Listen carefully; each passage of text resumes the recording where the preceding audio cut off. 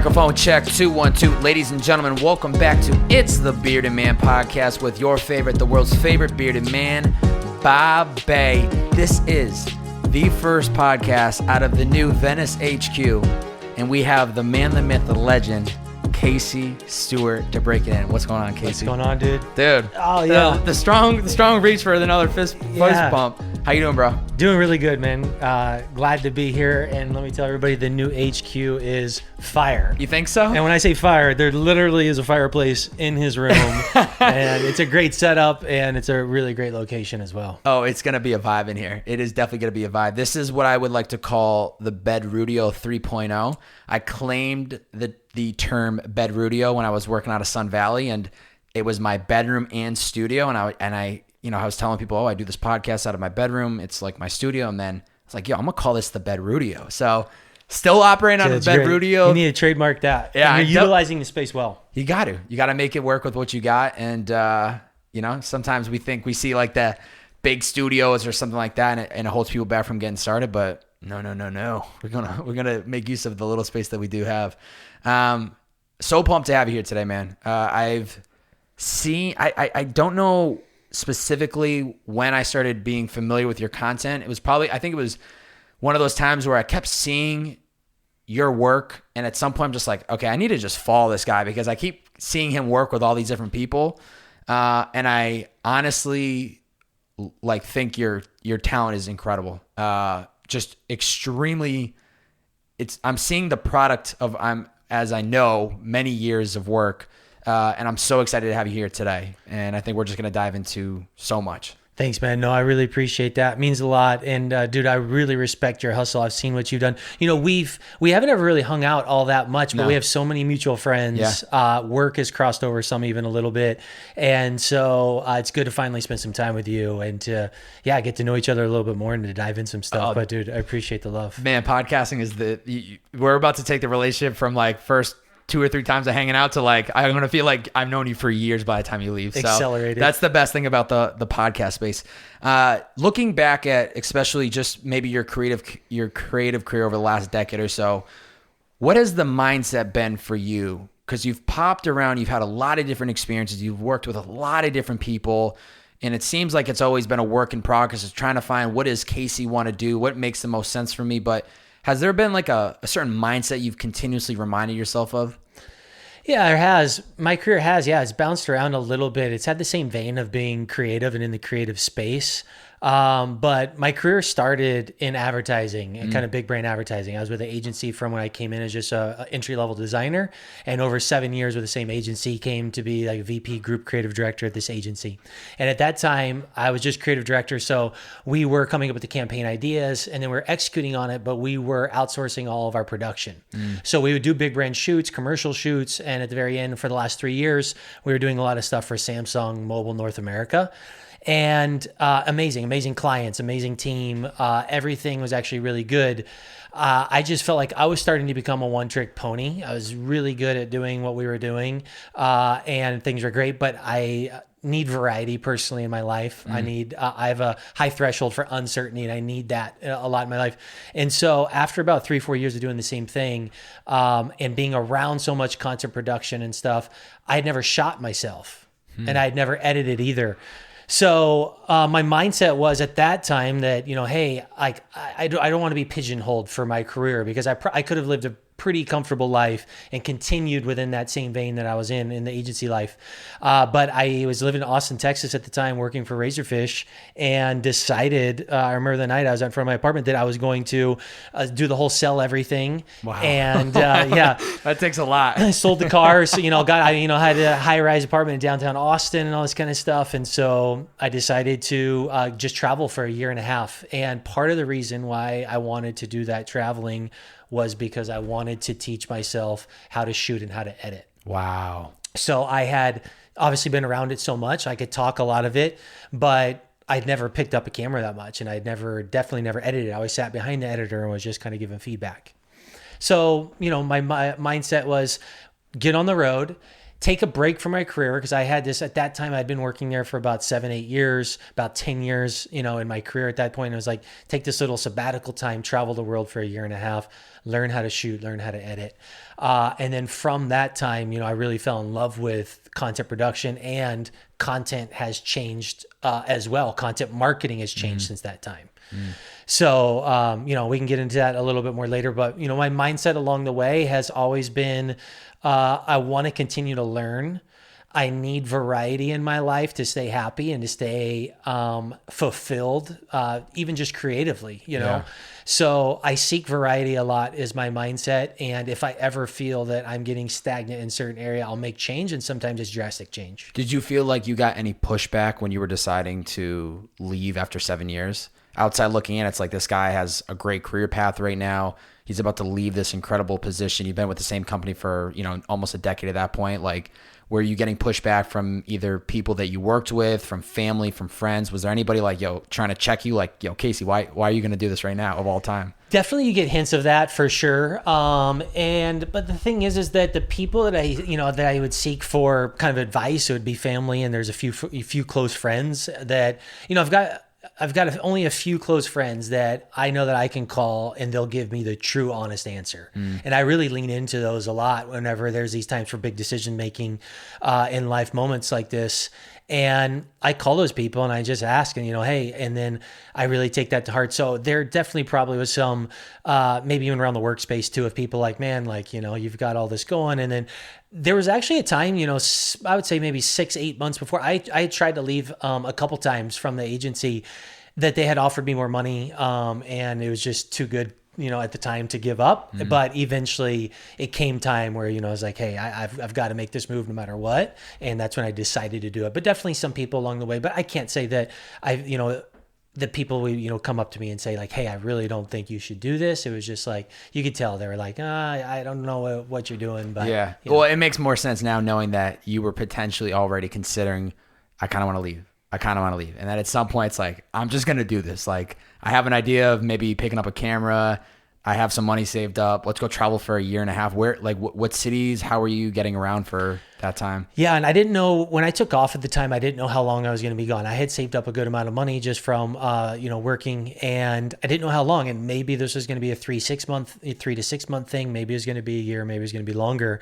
And so, I planned my first month to go to Bali, and I booked the first month, and then I didn't really book anything after, other than because I wanted to be my uncertainty. I wanted it to be able to move. You just wanted to go with the flow. I wanted to go with the flow for sure. And so I took off, went to Bali for the month, and I knew I wanted to follow the sun, meaning summertime.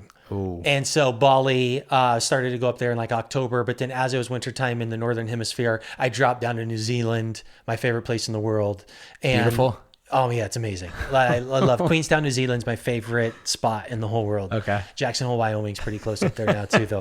Two different worlds right there. Yeah, opposite. But I followed the sun. So as wintertime was up in North America, I was down in New Zealand, Australia. And anyways, as summer came back around, I made my way back up. And, I kind of made my path along the way, but I had this rough plan of where I wanted to go. And you're doing this solo. I was doing it all solo, but I had friends meet up along the way at different times. Okay. So some friends would, just wherever I was going, be like, hey, anybody wants to come? And friends would come in and out for a week here and there. But yeah, I was solo. Were you independent like that, even like through childhood? Just when you wanted something, you had an idea, you just went and did it regardless if 5 people wanted to come with you or none? Were you just, when I had a vision, I'm going to go do it? Yeah, I'm pretty independent, for sure. I grew up in a really big family. I've got 5 brothers and sisters.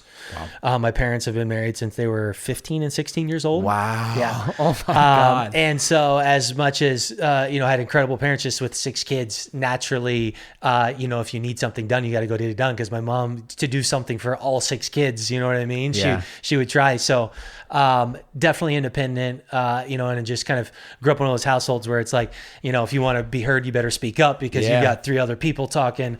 And, definitely somewhere along the way, there's been instilled a sense of adventure in me and to get out there and to travel as well. How would you describe what it's like? It's Tulsa, Oklahoma, right? Yep. How would you describe what it's like growing up there? I've only been through Omaha, like Nebraska. Like that's the only part of the region out there that I've been, but How do you describe what it's like growing up out there? It's so much different than California. It's so much different than Massachusetts, where I'm from. What's that like? So different. So, I didn't know any different growing up. And looking back, I'm super grateful that I did grow up there. From a pure, just like landscape standpoint and stuff, it's just a very flat, but you have 4 very clear climates that are there: winter, spring, summer, fall. But the bigger, part of it was it's the Bible Belt of the U.S. So I grew up in a very religious, non-denominational Christian school. Ended up going to Oral Roberts University, which is a Christian college as well. So grew up. My parents weren't extremely religious. We all went to church and stuff, but like some of my friends' parents and stuff like that definitely were really. So I grew up in a very, very religious school and religious kind of environment growing up. So that is, the second question you really ask somebody after being, hey, what's your name? And Tulsa says, what church do you go to? Wow. And that kind of defines a pigeon stereotypes, who you are. Because if you go to this church, you believe, act, and behave in kind of this way. You go to this church. So not to get even too deep into spiritual stuff unless you want to, but now, after I had left there, there's so many things that I still carry with me this day, from even a belief, who I am and how I act, that I'm grateful for, that I wouldn't trade anything for. But at the same time, just like anything else, had to find the balance of what I believe, the path that I want to follow. And so that was definitely a process. And, I always felt like I was kind of like 3-4 years behind that, because I didn't leave there until I was about 25. And that's when I really started traveling a whole bunch and getting out of there and realizing I need to find a balance in all this. Yeah. It's interesting you say that it wasn't until 25 you left, because you had went to, like you said, Oral Roberts University? Roberts, yeah. And then you also went to, I think, Tulsa Community College, right? Yeah. So was there ever a desire or interest to want to get out and really like go somewhere different? Or were you kind of, I don't know what I want to do with my life. I still feel, still 25 is young. Like, you're still trying to figure your shit out. And it might be nice to be right down the road from family and friends and everything that But was there ever like a fire inside? Like, I need to go see the world. I need to move to a big city. What was that like? There definitely was some. So I was born in California. My family's native of Orange County, California. But when I was 8 years old, my dad had a job transfer out to the Midwest. And so, as much as I was born out here until I was 8 years old, I don't really remember much. So I do only remember Oklahoma. And what happens with this is that, I didn't travel internationally hardly at all, growing up. My family would take vacations, but it was to like Cancun, or it would be to go skiing or something.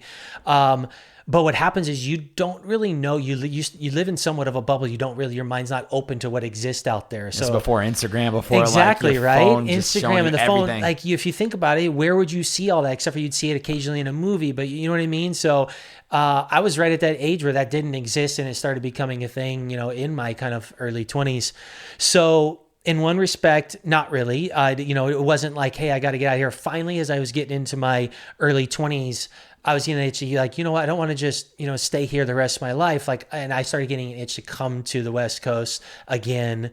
And at that time in Oklahoma, I had my own small little advertising agency that I was doing stuff with. And I was like, what if I went to the West Coast? And I got into advertising and stuff. And so there was a bit of an itch, but it wasn't something, because you don't know, you don't know. It's hard to think of now.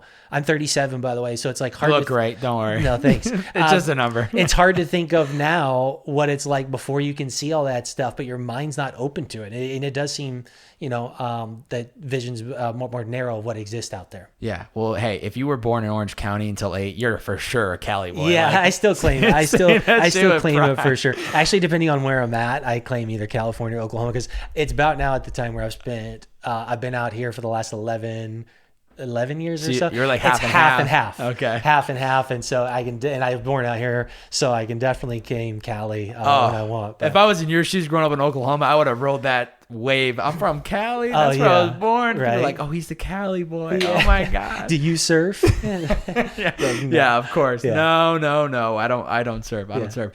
Well, kind of going off the I don't think it was the same. I actually am almost positive it wasn't the same trip where you leave the job, you go travel for a year and a half, you pick up the camera, you start learning it. But I did notice that in your Instagram bio you had fastest person to touch all 7 continents. Is that true? And what's the story behind that? Because is that a separate moment where you kind of went off and just started traveling around a bunch, or what's that all about? No, you're good because you're asking the questions right in the perfect sequence, because it tails right into the end of that traveling period that I had. So again, even with, this is what was crazy that I started realizing that even within my travel, I just started noticing becoming comfortable in this certainty that was kind of happening in the travel. And it was almost bad. It was like this, it was weird. It was this complacency that was happening. It was just like, and it's just going to sound bad, but it was like, oh, here's another island. Like, oh, here, here's another, and it was just like, cause I was doing it nonstop for a year it wasn't quite a year yet, but I was starting to feel this several months into my traveling. And so I was like, what can I do that's really going to challenge me, that's going to push me, that is going to, kind of get the juices flowing again with traveling and stuff. And so I, started thinking, I saw an article that came out, and I didn't know what it was for a little while, but I was just like, let me think, what can it be? And I was, somewhere, and I was reading a news article that talked about that these two guys touched 5 continents in 24 hours. I think if you start with the time zone change, it would be I think it'd be like 34 real time hours or something. But they started in Asia, went over to Europe, North America, Africa, hit the top of Africa whenever they're up there. But anyways, I saw that, and when I saw that, I thought, you know what? I wonder what the fastest anybody's ever touched all 7 continents. I was like, because I had a goal as a kid. Just kind of growing up, like, man, what would it be? Because I started realizing, I haven't traveled that much. What would it be like at one time in my life? I want to see this, like the 7 continents. I never had a big desire to like see every country, but I wanted to at least have a taste to know what like the regions were like, right? And it before I die, it's like I want to see this Earth. I want to see at least the variation of what we have in different cultures. So I did always have this desire to touch 7 continents. And when I saw this article, I was like, I wonder what the fastest is to touch all 7.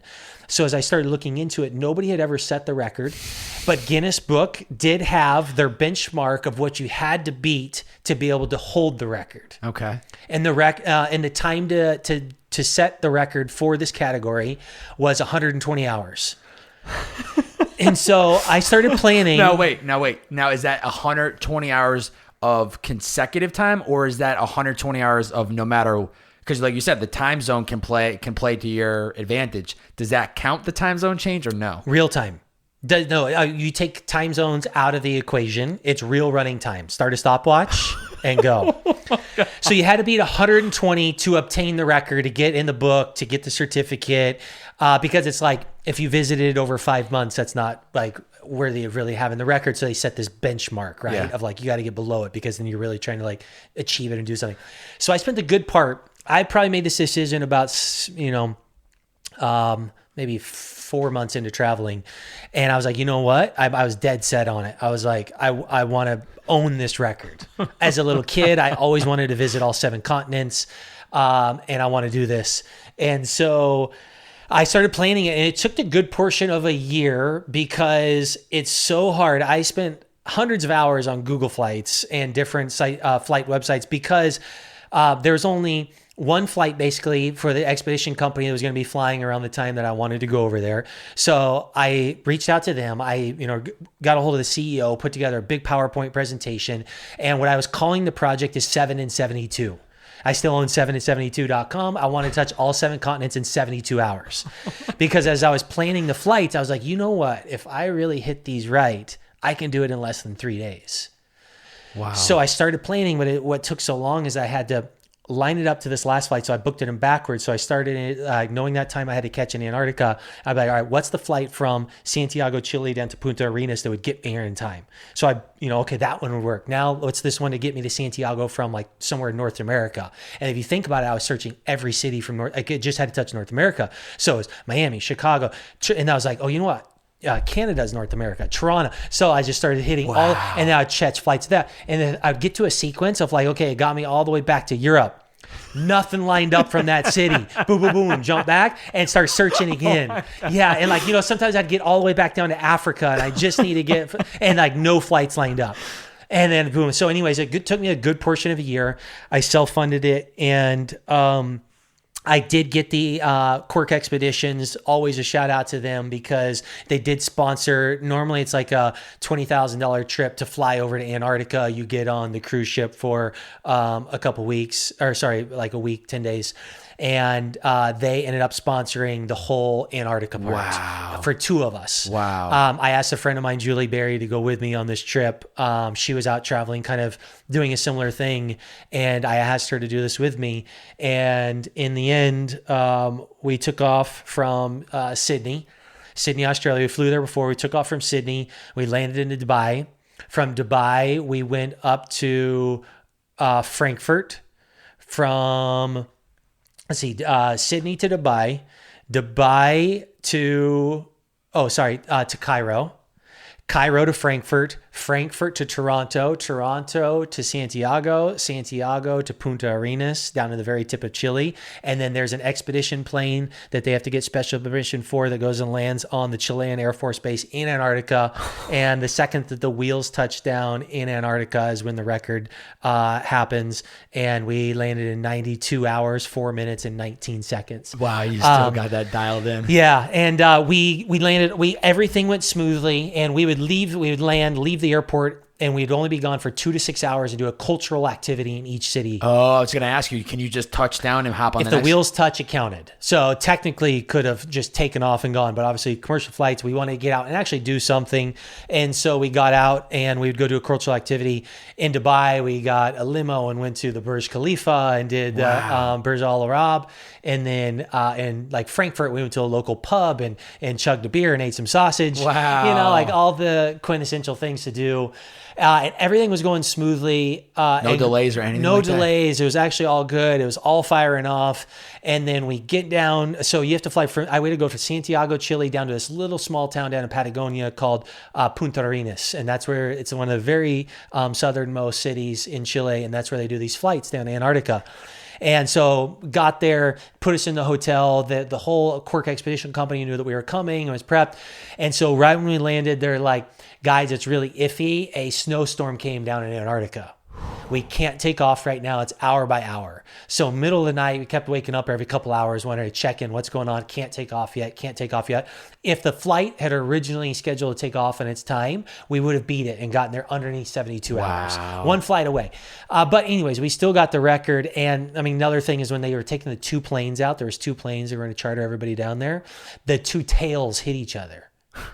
And so they had to bring down some parts to fix the planes. And so we were lucky that we still were able to obtain the record. And yeah, we were able to do it in 92 hours. And, you know, I think it can be done faster. So Has anybody ever tried to top that? I don't know. I'm waiting for somebody. I think that somebody will try to do it. And so as soon as somebody does, I'm ready to take off. And you'd be ready to go? I would be ready to go again. I don't know. I feel like I kind of like... Nobody had attempted it yet. I found it. It took me a year to plan it. And if somebody had done it in something insane, I would say if somebody had done it in sub 70 hours, I might let it go. Cause I'd just be like, you know what? Like that's really fast. And maybe they did some private plane to help get there or whatever. I'm good for now. Man, that is so gnarly. Yeah. When I saw it in your IG bio, I was like, what is this all about? Like this is a bold statement. This has got to be true. There's got to be a story behind this. You're not just throwing this up in the IG bio like fastest in all 7 continents, but yeah. Wow. It took a while to plan. It was fun. I have gone to all 7 continents again. And spent some more time. People are like, man, like why didn't you spend some more time there? What's the point of this and stuff? It was a personal kind of project of mine, passion project that I wanted to push myself to try to do this. And it was a thing as a kid to always touch all 7. And so I've actually been in Antarctica twice now. Wow. And got to spend obviously a lot of time there.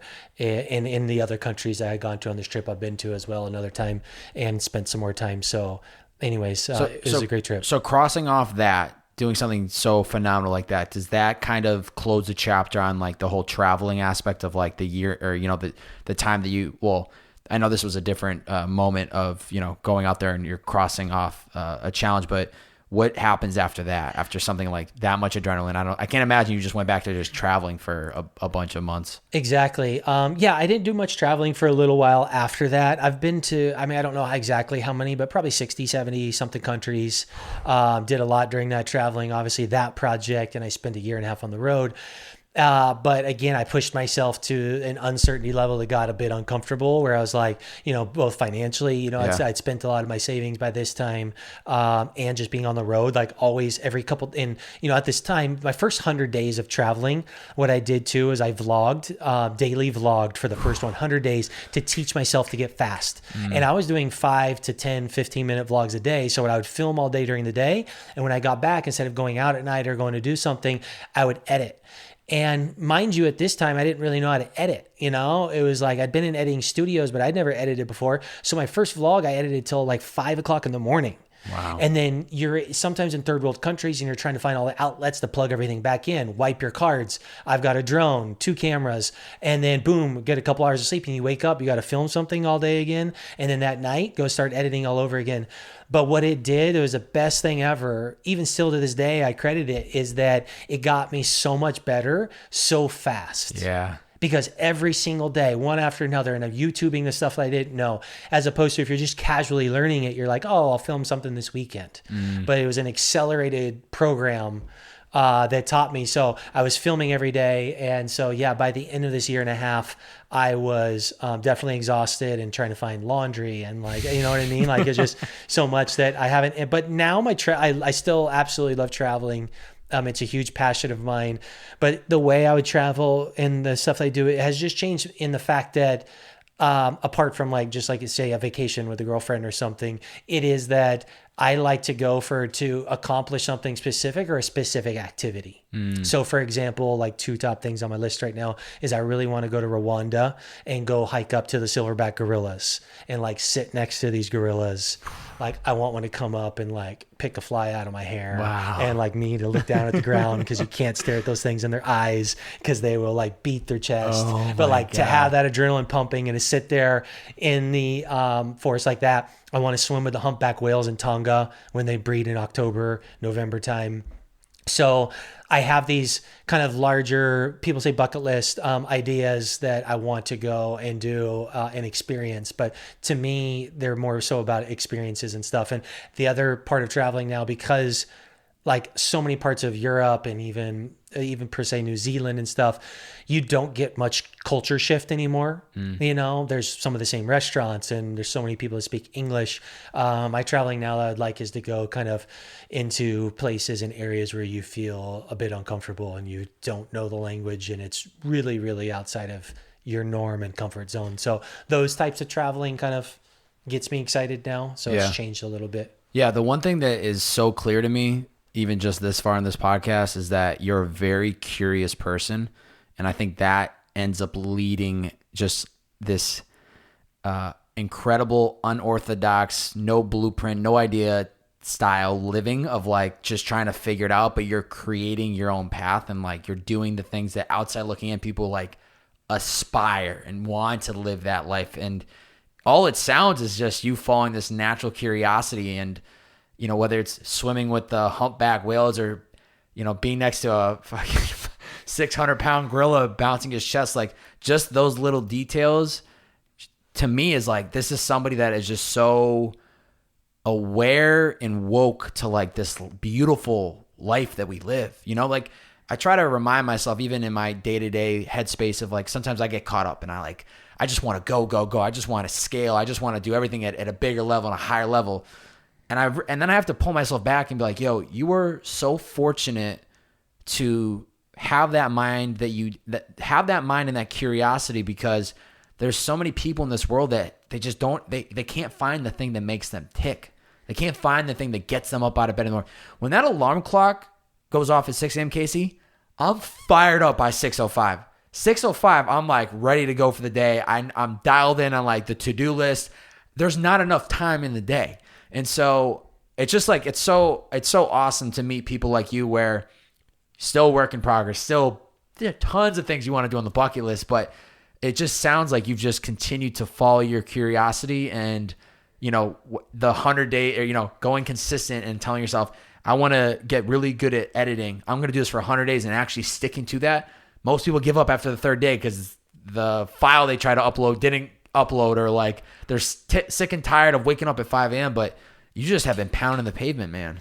No, thanks. I appreciate it. And I mean, yeah, you hit it nail on the head for sure, is that I am an extremely, extremely curious person. I like to experience, and I like to, like, I didn't know this about my girlfriend, but I just like to like feel, I want to feel the most, like you said, I want to sit next to the gorilla. I want to dive into that water in Tonga, and I want to sit there next to, these creatures. So I want to try to suck the most. That's why I wanted to see every part of this earth, because I'm so curious. I'm like, what is it like in Antarctica? Yeah. Like, I have to see, like, I want to do that before I die and see what that's like. What's it like in a remote part of Africa where, like, I'm on a motorbike and I'm hundreds of miles away and, like, I'm just this dot that's just there. You know what I mean? Like, I want to feel, I have definitely a high curiosity, and I like to, adventure, experience, and feel. I had somebody ask me this question before, and I don't remember if I actually answered it because I was caught off guard. But can you teach curiosity? It's a really good question that I've never thought about. And if so, how would you teach curiosity? I would say yes, but I wouldn't say, and it is teaching, but it would be by experiencing. Because what happens is that, sometimes either you live in your bubble or you get within your comfort zone. And don't get me wrong, some people thrive more within their routines and within their comfort, not even within their comfort zone. There's nothing wrong with it. You know what I mean? They love the structure and they thrive within the structure. And we're all made differently. That's the beauty of it. So there's absolutely nothing wrong with it. But I do think that you can teach curiosity because, like I was talking about, even growing up in Oklahoma, not traveling internationally that much until I got into like kind of my early 20s, was that you don't know, right? So you're curious. There's nothing firing there for you. You don't know what you're missing. And social media and the internet has changed this a lot for us too, because it's made it's a whole lot more curious to see that place that person went to or something. But I do think you can teach it by having people experience, meaning take somebody on the trip, let them go experience that place. And then once they experience it once, they're like, wow, well, I want to do that again. And so I think that there is a way to teach it, probably not like in a classroom. Yeah. But I do think by experience. I think there's even one more step before the experience, and I think it's following your intuition on what you really want to do. Because there's so many times that inside your gut tells you, like, you really want to pick up a camera, start a podcast, start that business, travel to that city, ask that person out on a date. Like, there's always that, like, inside what you really want to do, but then you think of every reason why you shouldn't do it. Yeah. So I feel like you have to follow that intuition, which leads to the experience, which then it's like a domino effect. And then all of a sudden it's like your mind is just flaring because you're like, this is what it feels like. This is what I've been wanting to try and do. Oh, now I know what I got. I just got to keep doing this over and over and over. And then you start to really find like a full, fulfilled life and enjoying it. Yeah. Yeah, it's gnarly. Gnarly stuff. It's also interesting too. I'm curious, like, You've done so much international travel, and I know you and Tiana just got back from like doing like more of a U.S. travel. So do you feel like because of the pandemic, do you feel like it's forced you to actually look more within the U.S. and see places that maybe you've never seen versus like, of course, you want to book the flight to Mexico. Everybody, if they want to go on vacation, they want to leave the country. They want to go to like Paris. And like, don't get me wrong, I would love to. I've never been really outside the country more than twice. But do you feel like there was some beauty in forcing you guys to like pack up and just go travel around the U.S.? Absolutely. And really thankful for it, actually. And yeah, through quarantine and the pandemic, for one, like we all were staying home. So that for everybody, we had this time for introspective of like, it helped us recalibrate everything that we were even doing. And both of us had some, pretty big shifts in what we were doing, which was positive. And then when it did come time, like recently that we wanted to do some traveling, we planned, I've been to more countries than I have states. So it was like, wow. Right. Yeah. Plus 60 plus, right? So we planned this whole Western United States road trip. And, I thought that exact same thing. I was like, you know what? I've traveled so much internationally and there's some states I haven't even, seen, and we have one of the most beautiful countries in the world. So why not experience it? And so we did. And it was unbelievable because Wyoming and that Idaho and Montana area up there, is one of my most favorite places. Jackson Hole, Wyoming is one of my favorite places in the world now. Why? And What about it? it is a mix. So I love in my life across the board, it's something I only self-identified within the last year, I would say. I love contrast. I mean, I will everything from when it's cold outside, roll the windows down in the car, blast the heater. When I'm driving in the car on the road trip, I have sunflower seeds and a sweet drink because I like salty and I like sweet. And Jackson Hole is a mix of outdoor and even I love to go camping sometimes and I'll get dirty and I won't shower for 2 or 3 days and then I'll come back and I like to be bougie sometimes. You know what I mean? And so Jackson Hole, though, everything there has the most beautiful contrast in that it's rugged landscape with these animals of bison walk across the road and moose, and it's below zero and it's snowing like crazy. And then there's just these really nice hotels, restaurants, lodges. So you've got these really nice places to go into and a cool little old mountain town, but it's all redone. So for me, it's the contrast there was amazing. The landscape, the wildlife, and just kind of the energy that's up there, the activities that there are to do. I haven't been there in the summer, but I've heard it's even better. But in the wintertime, snowmobiling, skiing, Wow. cross-country skiing. We went off-roading in the Jeep for a few hours, just kind of all the things. But Jackson Hole is way up there. Queenstown, New Zealand, Jackson Hole, Wyoming, top 2 places for me. Do you feel like you still need to be in LA just for continuous growth of career? Do you ever see yourself potentially leaving here? We've been talking about it recently, and it's definitely probably in the plans in the next year or two for us to move. Tiana, has opportunities that she needs to be in Florida for actually, with her work that she may need to move for. And Miami, yeah. Let's go. Yeah, I know. A lot of people are moving there right beautiful. now. Yeah, it seems to be another place like Austin where people are kind of flocking to yeah. right now. Right now, I've got some other stuff going right now that I need to be in LA, I think, for this next year to start. And so definitely for the next year, but then definitely open after that. Okay. Again, variety. I've been here for, I think about 3 years now. That'll be about 4. And it'll be maybe my curiosity would be hey, what's Florida like? You got to follow that along. Yeah. I love that you and Connor Wolpert worked together for quite some time with Adventure Aide. I credited him on the recent podcast that we did about when I got brought onto Liquid I.V, the idea and concept was we need to build out a content team documenting the behind the scenes of Liquid I.V. And from just being a natural lover of content, when I had saw a lot of Adventure Aide stuff start to roll out, right when I met Connor, I think when we did a podcast back in 2018, I was just amazed at the level of production that was being executed for this startup, right? And come to find out, this is a product of some of your ideas. And there's a whole team, and not to credit just Kasey, but I know you were a large part in that. But I was using literally your guys' content and pitches at Liquid I.V. I was like, this is the direction we need to go with our content. This is these guys did it. We got to do something like this.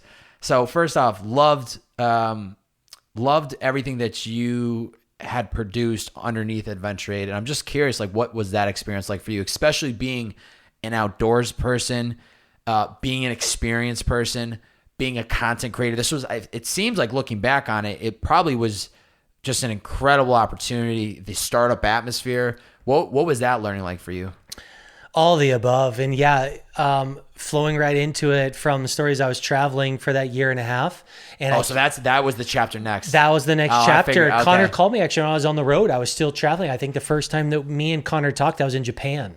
Wow. And, I had been posting these travel vlogs. I had done this adventure content, right, of all these travel stuff. And he had saw it. And I came from this career in advertising and marketing. So I knew that side of it. But now I'm in kind of the production side as well. And we started chatting when I had a few months left of traveling. And I said, I don't know when I'm coming back home yet. It'll be. He's like, let's just keep in touch. He told me about the idea. And sure enough, when I got back, he actually went to school with my brother. We had never met, but they went to school. He's a little bit older than my brother. So I had heard of the family before up in San Luis Obispo, but I'd never met him. I never really met the family.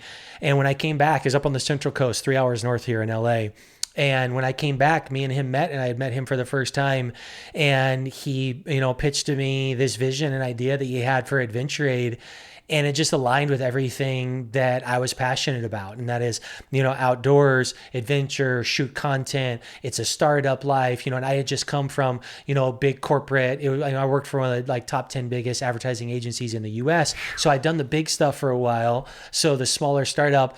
And, he pitched me the idea and we talked about it. And I came on with Adventure Aide to, head up content and marketing. And let me just say, I have nothing but amazing things to say about Connor. I listened to your guys' podcast that you just did a week or two ago. Oh, amazing. Yeah. And his family is just absolutely amazing. And Adventure Aide was such great memories for me. And the things that we built and did was something, I'll definitely cherish for a long time, because we had a really, really good time. And I even still think to this day, it's an amazing idea.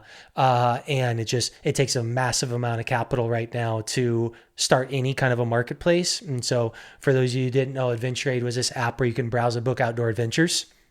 And it needs to exist, and it absolutely will. But you could go on there and create Bobby the Bearded Man hike, up fire. Los Leones Trail. I have 1,000 people showing up. Yeah, exactly. And then you can list it on the app, put a price on it, or make it free, put pictures with it, and then other people could jump on there and book it, whether it be free or pay to do it, so you could earn money. And it's just like any other shared marketplace like Uber or like Airbnb.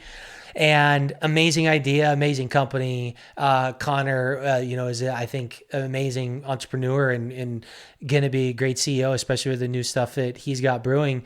It just, to create a marketplace to kind of get both the supply and the demand side, people to list and people to book, takes a massive amount of capital. And, it did it ultimately. Adventure Aide as the app didn't, make it, but we produced, and published 100 videos in our first year, wow. which is great, about one every 3 to 4 days. Wow. Brendan on the team is very, very talented. He was content creator on the team, and then so many other people helped support. But we did some really fun adventures, stuff that, was stuff I'll never forget, and got to film it, document it. But it was exactly that. We wanted to document what we were creating. And I know you listen to people like Gary Vee and how important content marketing is. And, I wanted to focus on volume just as much as I did, because I came from the traditional part of advertising where Samsung would spend up to 7 figures on a shoot to produce just a couple pieces.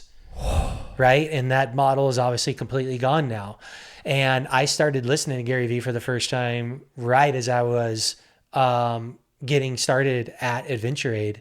And I remember the first day that I came into Adventure Aide, I was like, this is not a mobile app company. This is a content company. And, at first Connor, I respect him because he never pushed back on it, but I can tell he did it at first. He was just like, he didn't quite, understand like what the vision was. But then after, I think, a few months of doing it, he's like, I get this. Like every company is a content company first, because that's what people bought into. And as you think about going on an outdoor adventure with somebody leading it, or, going on an overnight camping trip with a group that you don't know, what's going to build trust there? What's going to make you wonder what it's like? And so we try to do so many behind the scenes videos of our team, of what I wanted people to know us before they ever came. And there was so many girls that would even come on our cabin trips or our getaways where they said the reason they would fly in and then come with a group of strangers and either camp or do overnight stuff. And they said, I knew that you guys were going to be cool and we could trust you guys and it was going to be safe because I watched your guys' videos. Wow. And that was the goal of it the whole time. And amazing experience, and love what we created there. And it's nothing but the fondest memories. Yeah. It's so interesting with just, especially I'm sure kind of on the down when things were kind of breaking up with Adventure Aide, or like it was kind of everyone's probably realizing like this is coming to an end. It's interesting how in those moments, you mixed of emotions. Some people are like, might be happy that it's there, like it makes sense. Let's move on. Or, some people might have been like really upset because they believed in it. But imagine if the company had continued and then led right into the pandemic. It's like, it would have been nearly impossible I think it would have bounced up now because I think people have, gotten masked, and I think there's a little bit more open-mindedness about outdoor activities and spacing, but it would have been a real struggle through the pandemic to keep an app like that moving along. So not to say that the idea wasn't right or that it should have stopped, but in hindsight, it's always interesting looking back and going, look at where we're at now and look at the world, and would it have survived something of this scale? I mean, who knows, right? And marketplace ideas like this, the apps, they don't make money until a long, long time. Like, I know that several of the marketplaces like Uber and Airbnb, they weren't profitable. They're worth like, a couple $1 billion, and they're still not even turning profits, you know what I mean? Up until, I forget what year it was that they did, but it's a long, long time. So you're exactly right. Like, we go through this pandemic. We're a very young startup. We did have a lot of momentum that was going on, but with everything that ended up, going on, it would have been really tough. If we had continued up until that point, it would have been really tough for sure, because we had, I think he said it on the podcast, I didn't even realize it, but it was 19 people in our peak that we had full-time, plus if you do overseas contractors and developers, up to 30. It's a lot of people. A lot of people, a lot of expense there. And if we're sitting, in the water as a startup, that would have been definitely difficult to navigate. But yeah. Yeah, shout out to Connor Wolper and the Idea Factory crew. You guys are going to be cooking. For sure, I'm excited. You guys are going to be cooking up. I'm excited to follow along.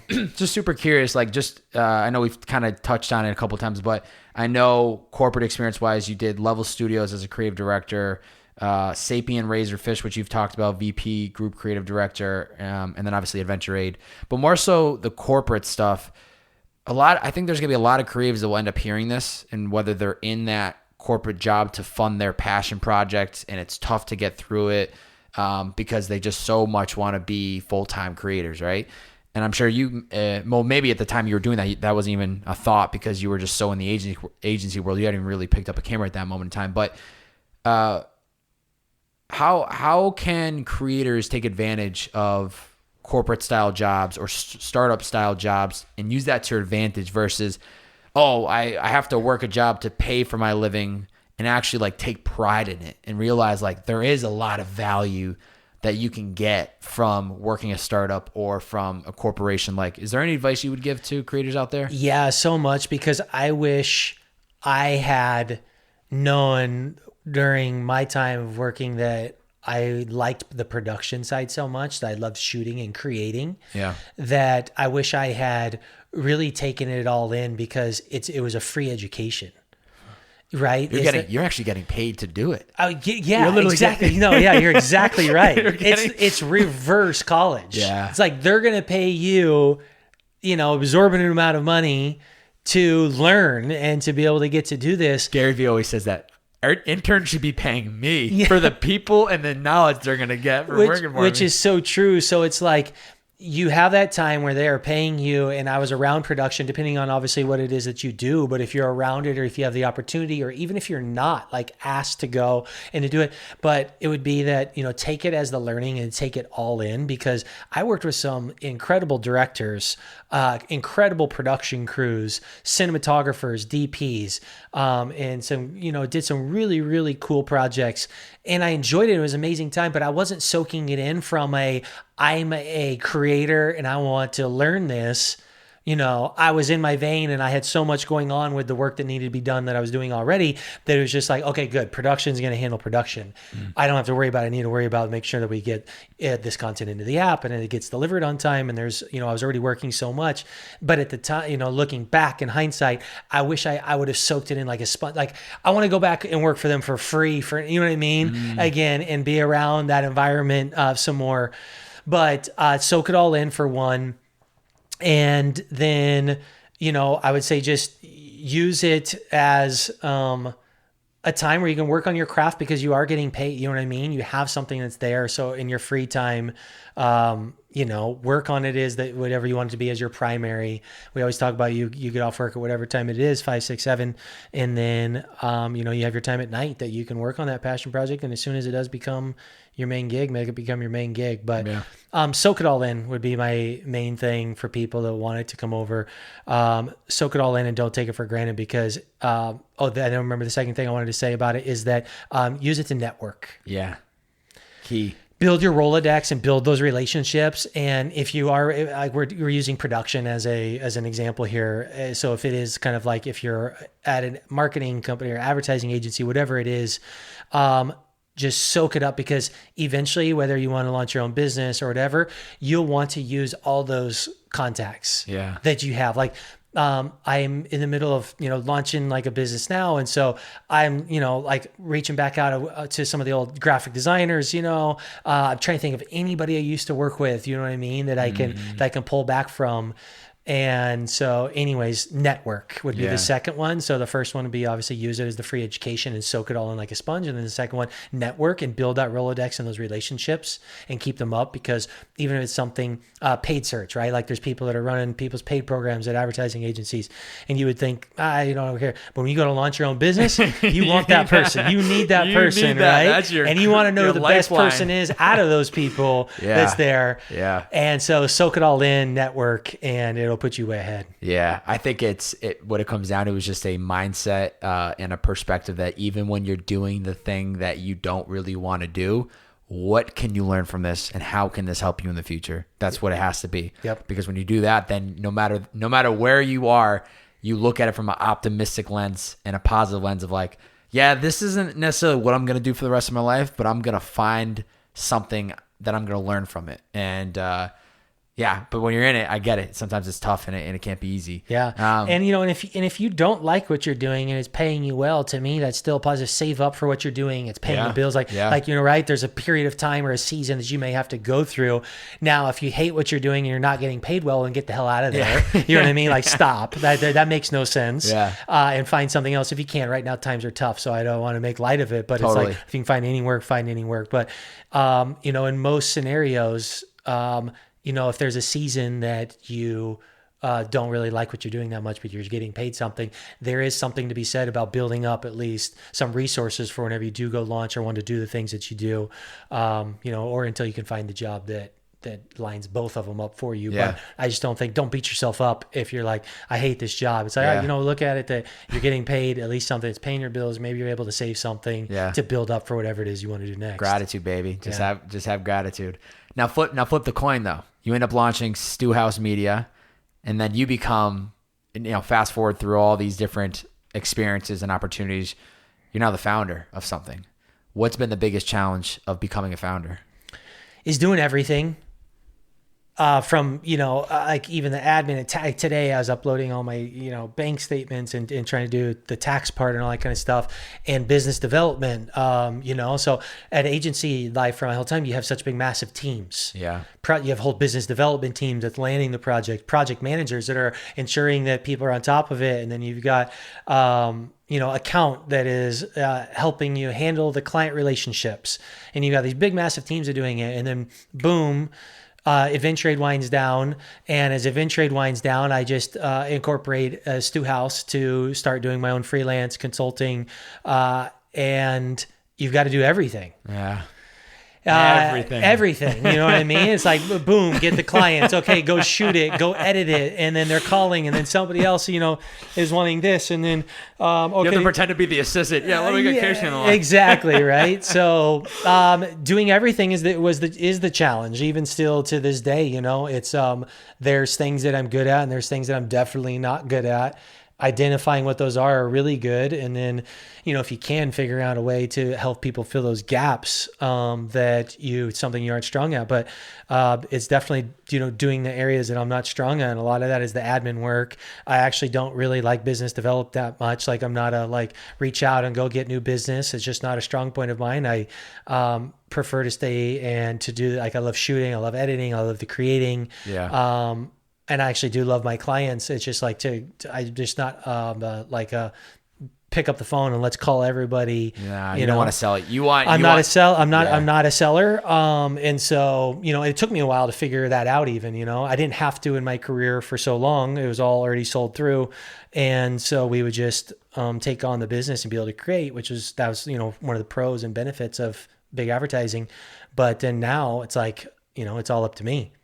So it forces me, as well too, to to do it. But yeah, definitely the challenge, I would say, on the flip of running your own thing is you got to do everything for a little while until you can build out the right team. So luckily over this last year, I was able to hire a few people that really help fill some gaps and they probably pick up on your weaknesses, I bet. Pick up on the weaknesses at times for sure. And, there's been different people come in and out and contract work at times that really helped out for sure. So, well, now that I'm thinking about it, looking at the date of when this kind of launched, I would imagine the day in the life of a CEO with Brandon Cohen would have been one of those first projects that you might have started leading right into freelance, right? Yep. Let's go. That's exactly right. So I consulted with Liquid I.V just for the few months right before you came. Oh, you shot the entire CTW round. Yeah. Oh, you savage. Yeah. All the Scooter Braun, the Gary Vee. Yeah. That was all you. Well, you went to New York City too. Yeah. Oh, this is all clicking now. I forgot about this. So that was like, all of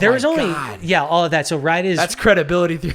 Right as Adventure Aide was winding down, was when, Brandon reached out and said that, hey, we've got the CTW round coming up with all the investors. We're not really doing a whole lot of content right now. Can you help consult for a few months, shoot this, edit it, and kind of get things rolling for content? I want to start doing it. And he was one of the first people over at Live that I came over to work for. And that project was amazing in so many ways just because I got to know Brandon from it, which was great. I got to know a lot of people there at Live. That's why I have just the most, utmost respect for the company and the people there. But what came full circle for me was that several years earlier is when I first started listening to Gary Vee. Okay. And that's when my whole perspective and mindset changed. Told you I came from traditional advertising. Last shoot that we did, we only did one, was a 7-figure shoot. And we reshot one thing because the guy didn't like her leather jacket and it cost $300,000. So that's the kind of like money and shoots that I came from. And that's the way that we advertised and marketed for decades. I started listening to Gary Vee, when I first was in the kind of coming off the tail end of traveling, and it completely started shifting my mindset and how I thought about content. And mind you, at this time too, I was, shooting on the road a lot and I was editing a lot. So I'm into the content. I was like, watching Casey Neistat type stuff. And then I'm listening to Gary Vee, and he's just, to me, was just, just shaking up everything that everybody ever thought, traditional advertising, and it was my world too. So it was like, wow, I kind of liked it too, because it's like this paradigm shift for me. And so he's like, no, it's micro pieces. Take one piece, cut it up into 60 pieces. He's like, everybody is a content company. I don't care if you're a doctor. I don't care if you're a lawyer or if you're Adventure Aide, you're a content company first, right? And so it just started getting ingrained into me. And I don't know if it was because I was traveling and just listening, I was shooting all the time, but I was like, man, this all makes sense. And so when I came back, that's what trickled into, Adventure Aide, like I was talking about. Yep. And then obviously when I went to go start StewHouse, that's like everything that I was saying. And that's when I came in to Live and was doing that too, is like, Brandon, we need to tell your story, day in the life, document that. And what the amazing thing was when he first asked me to come do it, he told me CTW round. I was like, great. He's like, I got these celebrity investors. Great. And then he was like, in the middle of it, he kind of like casually said too, he was like, yeah, we've got like Kevin Hart, we've got like Kendall Jenner, like all these different people. And I'm like, cool, no big deal. And then he's like, and Gary Vee. And I'm like, what? I'm like, what? Gary Vee? And then he's like, yeah. And he's like, yeah. And I'm most excited because there's only two people, I think, unless I thought about it a little bit more, that on this planet that I would really care about like either meeting or having lunch with. Outside of it, it's like you kind of get to know them enough from a distance. It would be Michael Jordan and Gary Vee. Oh, that's a Michael great Jordan, combo. I actually really don't want to because I've heard he's a pretty big dick in person. It would crush your heart. It would crush it. Yeah. So I'm like, leave him. And you kind of even see from his documentary a little bit too, right? You're like, totally. Kind of what makes him who he is. But you kind of respect it too because you're like, that's why he's so great. That's why he is who he is. So you got to respect it. So part of me doesn't even really want to have lunch with him because I kind of want to leave him where he is. Yeah. But Gary was one that if there's anybody I wanted to meet, it would be Gary. It'd be cool because he had impacted me a lot because he was shaping the way, he shaped everything that I did basically at Adventure Aide. He shaped the way that I formed my business and how I was talking about content and how I was talking to my clients and everything. It really everything was doing well. Like it was great. And so when he told me Gary, I was like, Gary, he's like, great. He's like, we're going to have to go film. So anyways, first time I met him was, met him twice, was here at Vayner Media, and Brandon just went to go meet him and did the first meeting.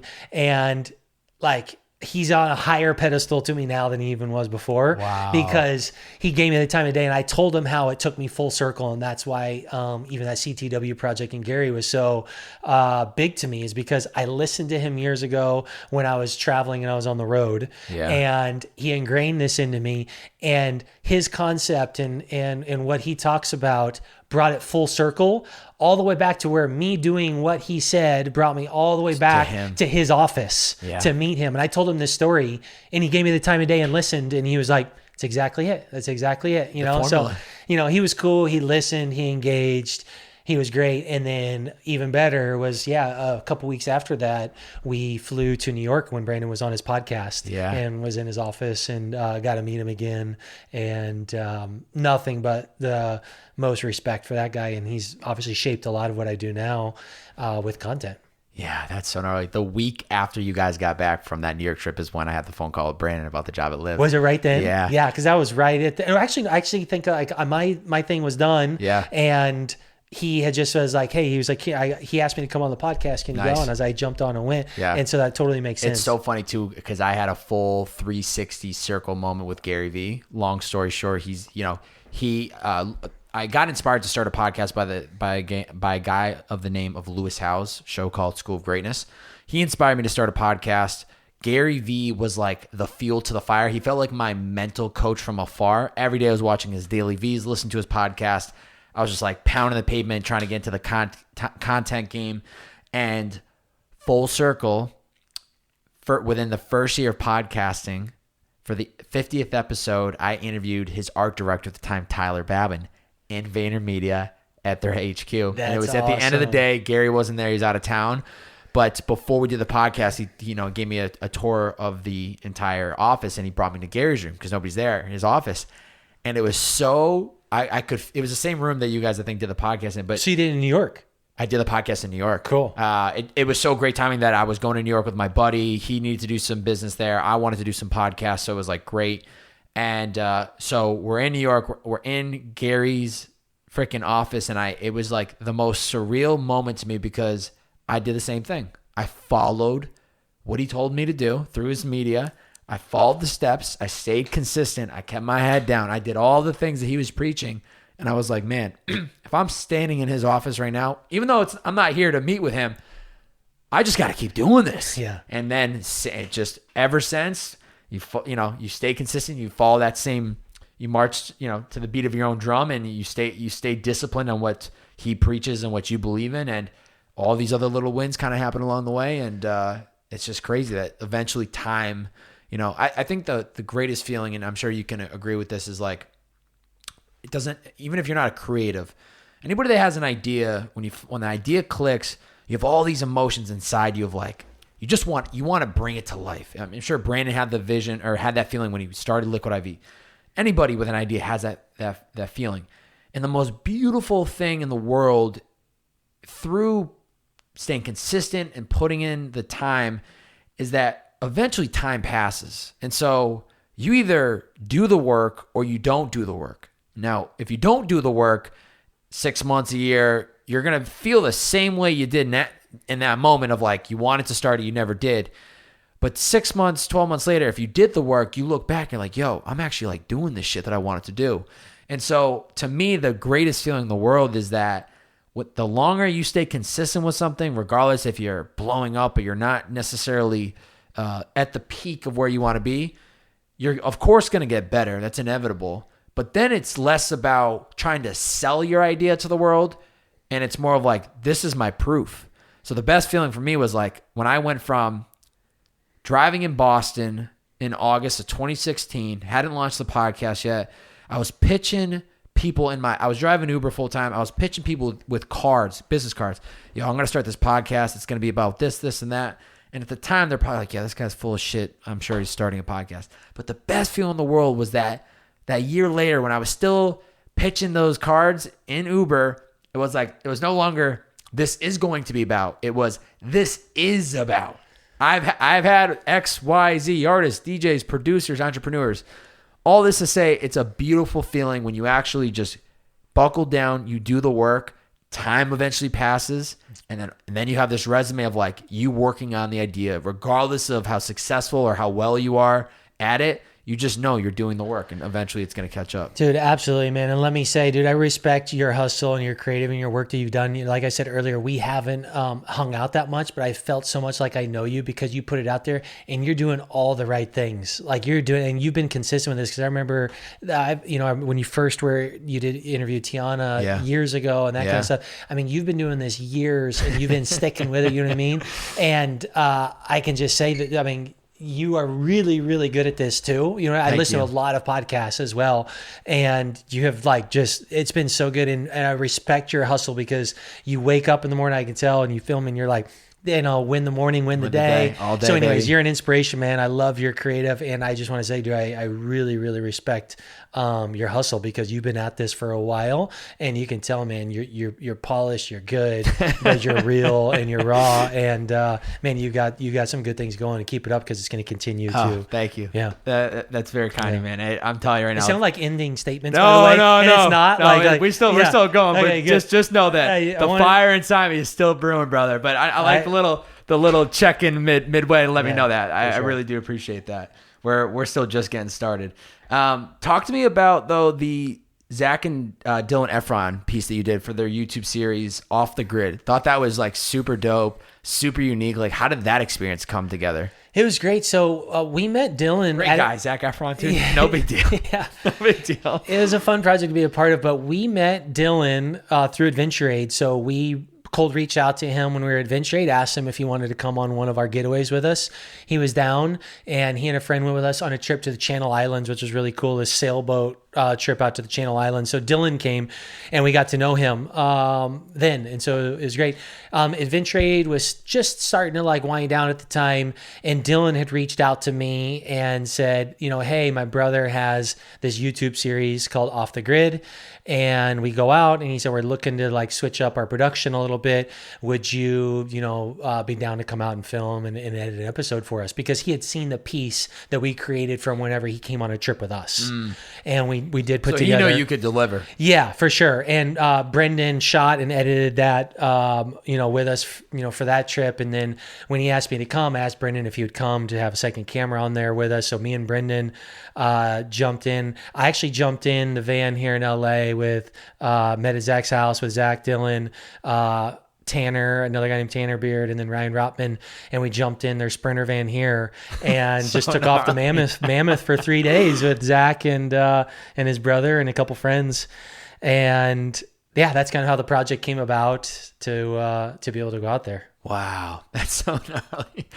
Yeah, dude. I think it's obvious that bigger opportunities just kind of come along, and you can't really ever plan for it.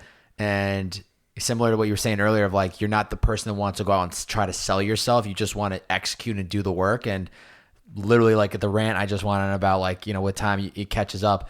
That you can deliver. People know what they're signing up for if they hire Kasey Stewart to execute their video project. And so that's just going to keep coming, which is probably the best thing. And I'm sure there's opportunities that haven't maybe come to fruition or haven't seen the light of day yet. But I feel like that's the best part, is then it just keeps adding more to you of I just worked with these guys. I got this next opportunity. And then it's just it just keeps going and going. Thanks. Yeah, it definitely opened up some doors and still does to this day. Obviously, just things like that give you some credibility, I think, where people that don't know, because there's a lot of creators that are out there now. So just something like that definitely helps for sure. Yeah.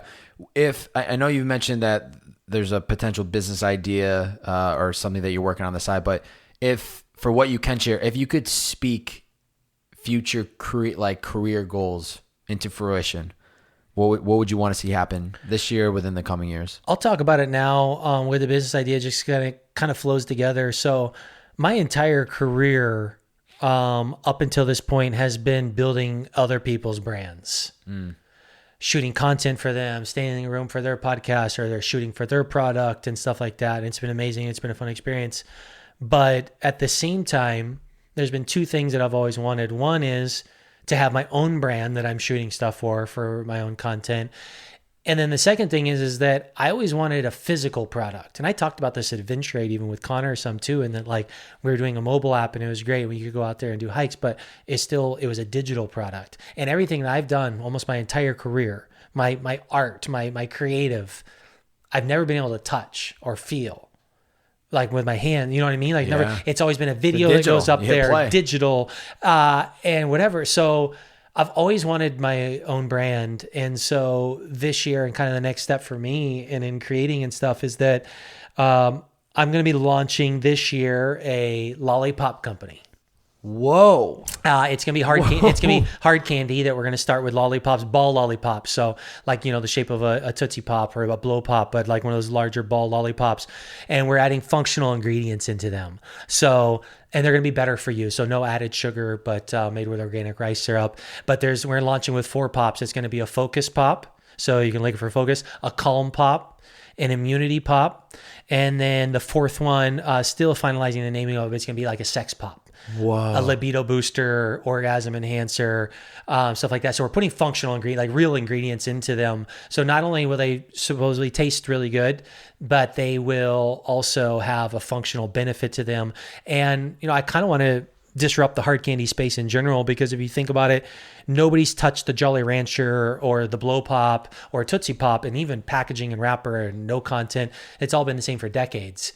And so anyways, I'm going to, pretty far along right now, launching a lollipop company in the first half of this year. Wow. So it's funny. You're talking it out, and I'm like, okay, he's going to say a backpack company or like a hat company or like, maybe something, t-shirt. He wouldn't do that to Steve Burley. I don't know what he's about to hit, but yeah. And now actually it honestly makes sense, because you're such an experienced touch type of guy that you want to create something that you can touch and I want to feel, right? So this thing's going to have a lot of flavor because I like to feel. And so the goal is that, I have like 2 pretty big passions in my life. One is that I do love business and entrepreneurship and stuff like that, and I love content, but really the core of it is I love documentary filmmaking. Love that. We did a couple of them at Adventure Aide, some smaller ones. Zach's was kind of like a little mini short. So those 2 things. And so what I'm really excited about is, for one, launching a product and a brand where it's something I can touch and feel, and it's my own creation. And I come from a graphic design background too. That's how my career started. In the advertising, space, was doing website design and mobile app design. And so now I get to design and create my own brand, but then the most exciting thing is I get to finally shoot content for my own brand. Yeah. So like, you imagine the ideas that are just firing out of my head that I can't wait to shoot once we have, especially that's why like I'm so excited about the idea, because it's a ball lollipop. So it's just created for content. It's like you can kiss it, sing it, lick it. There's just a million things that we're going to do with these lollipops. But I'm excited to launch the brand this year. Yeah. And then eventually the way that I want this to play back in is to get back into more serious documentary filmmaking. Wow. But that's kind of the plan. And obviously right now I'm still running StewHouse and operating it and servicing my clients and shooting and stuff. So that's kind of like the plan for this year is, taking on the clients that I need to. I'm starting Sucerz. That's the name of it, by the way. Sucerz, yeah, with a Z. We got sucerz.com. Love that. SUCARZ, but we're having a bit of trouble trademarking just Sucerz. It's a generic, you can't trademark a generic term for the category, meaning that like if you wanted to sell computers, you couldn't call it Computers Inc. It's a generic term that everybody refers to it, so you can't like lock that down. What if you spell it specifically? Spelling, I thought so too, but spelling doesn't matter because it's phonetic. It's phonetic as well. Meaning the trademark can be for speaking as well. So just changing the Z doesn't matter. But like you can trademark Apple for computers because it's completely unrelated categories. So interesting. Yeah, I learned this. So anyways, we might have to add a name to before or after Sucerz. But right now we're branding as Sucerz, and it'll be sucerz.com. But that's something that we're going to be starting to make. I'm just going to throw this out there. If you need anybody to test and try before it hits it, please. I should have brought samples, but next time I see you, I will. But I love it. We've got, I've already got flavor samples in of like 4 or 5 different variations of each flavor, and they're starting to taste really, really good. It's like a natural version of a Jolly Rancher, where it's like you get that good little taste, but it doesn't feel heavy. I don't know. The taste is actually amazing so far. We hired a hard candy consultant out of the East Coast that actually worked on the Jolly Rancher when it was being invented. No way. She worked for Hershey for 25 years in the R&D department. And so she is formulating ours. She's retired, but she has a consulting agency. She was able to take on our project. She's not cheap, but she's doing a really, really good job. And so we've got flavors pretty close. Now the next step that she's starting next week is to add these functional ingredients and see how it affects flavor, how it affects color. And but like we're doing premium, like these are going to be larger, more expensive with a wooden stick. Amazing. And then there's a square box. I like contrast. There's a square box that goes over the round lollipop that has 2 holes on the side, so a little bit of it sticks out the side. So suckers will be launching this year, and I can't wait to shoot. You know what? Pay the premium for whatever she's costing, because it's going to only help you in the long haul. It's worth it, and they taste so good. So really excited about that. But that's for this year for sure. That's a huge project for me and something I'm really excited about. And, you know, I'm enjoying the work that I have with my clients right now. And then my like 3-year, 5-year is to get serious. Like it would be great to make some money off of suckers and then to be able to self-fund some pretty serious documentary filmmaking projects. What would be the first project you would want to tackle? You know, I really like the idea. I love unique and eclectic stories, like just different, like, you know, stuff you haven't heard of. One of my favorite projects that we ever did at Adventure Aide was that Brendan and I filmed this girl that is known as like the world's best roller skater. Her name's, her roller derby name is Estrogen. And she does backflips in skate parks, and she'll skate to this. She wears her skates like shoes, and she says she hopes that roller skates are the shoes of the future for people. But she's really eclectic and really cool gal that live down in Long Beach.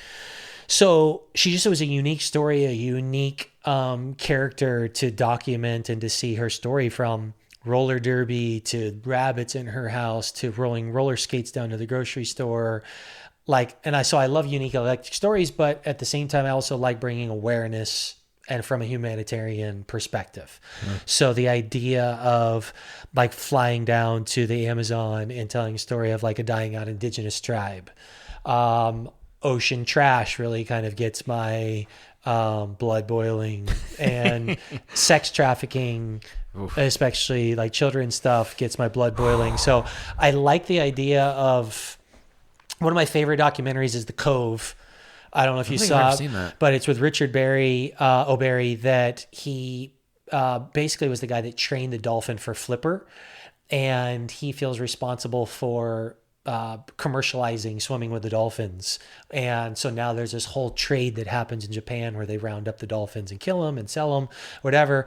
And it's this very like, very much adventure, action-packed documentary where he sneaks in to film and show what they're doing and stuff like that.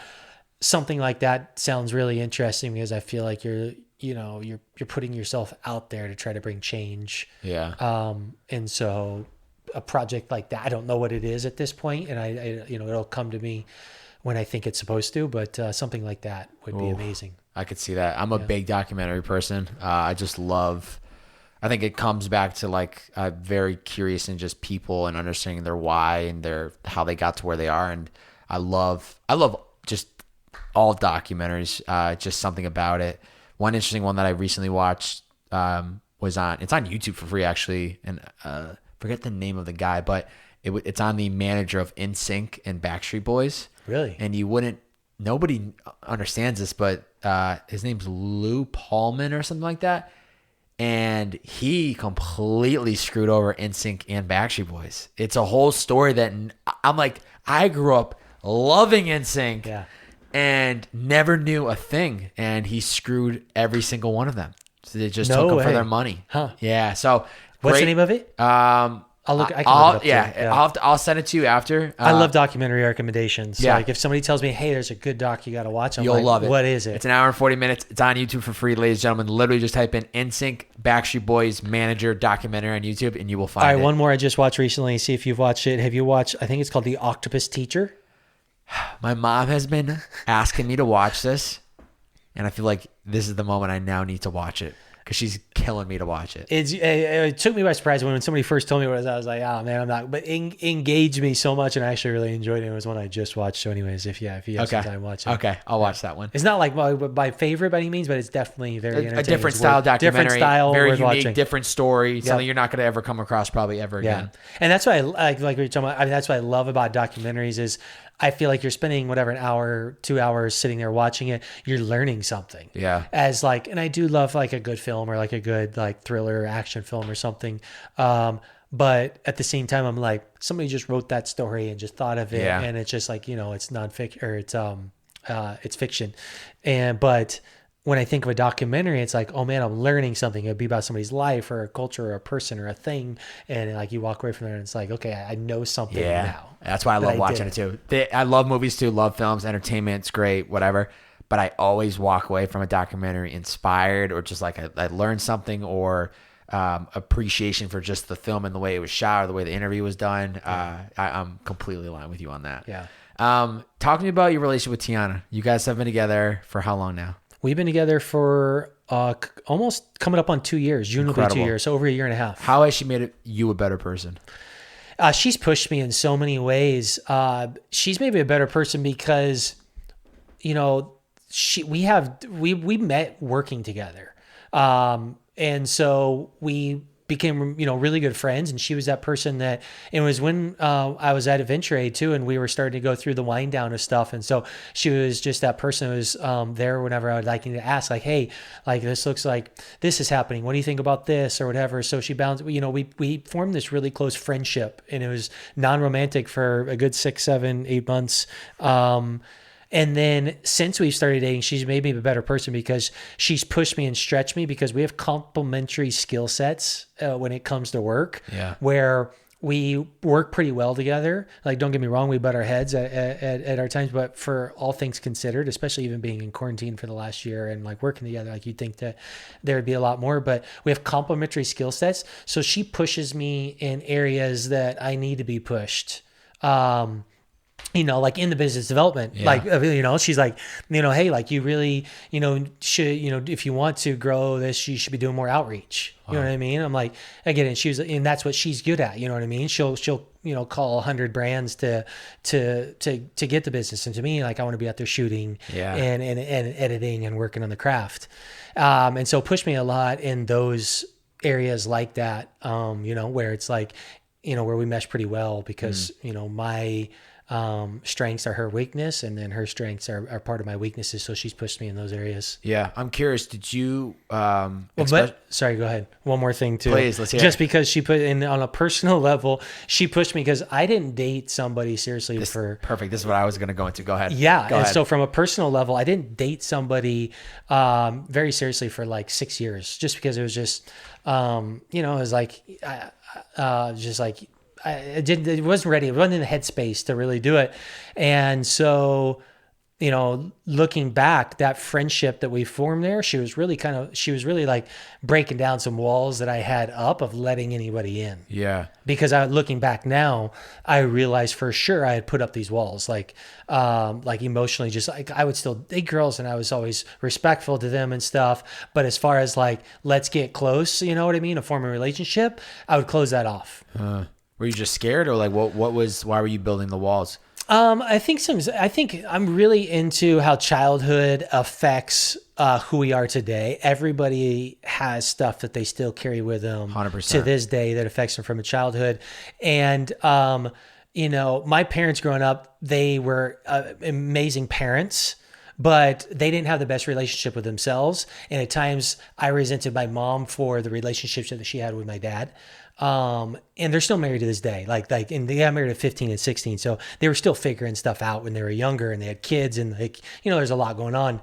So, but, I think I put up walls because I felt, some hurt from my mom for stuff that, for the relationship that she had with my dad, that I ended up putting up walls later on in life because I didn't want to get hurt by a female. Yeah. But yet this is the interesting part as I've thought through this and I've gotten older. I have always respected women, and I have no problem.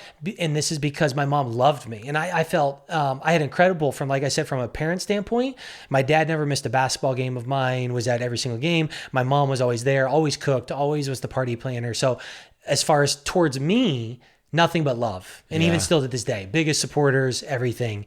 But as I realized and I look back, I didn't want to get hurt by a female. So I have this weird dynamic where it's like I wouldn't let any of them get close, but I also didn't have the part of me where I hated girls, or I hated, I was mad at them. Yeah. I always was respectful, because women, is my mom, it was my example, only showed love to me. Yeah. And so I respected that, respect. But then there was this weird part of me that didn't want women to I didn't want to let them in, because that could create hurt, because I had hurt from what I saw. So it was this weird dynamic as I kind of,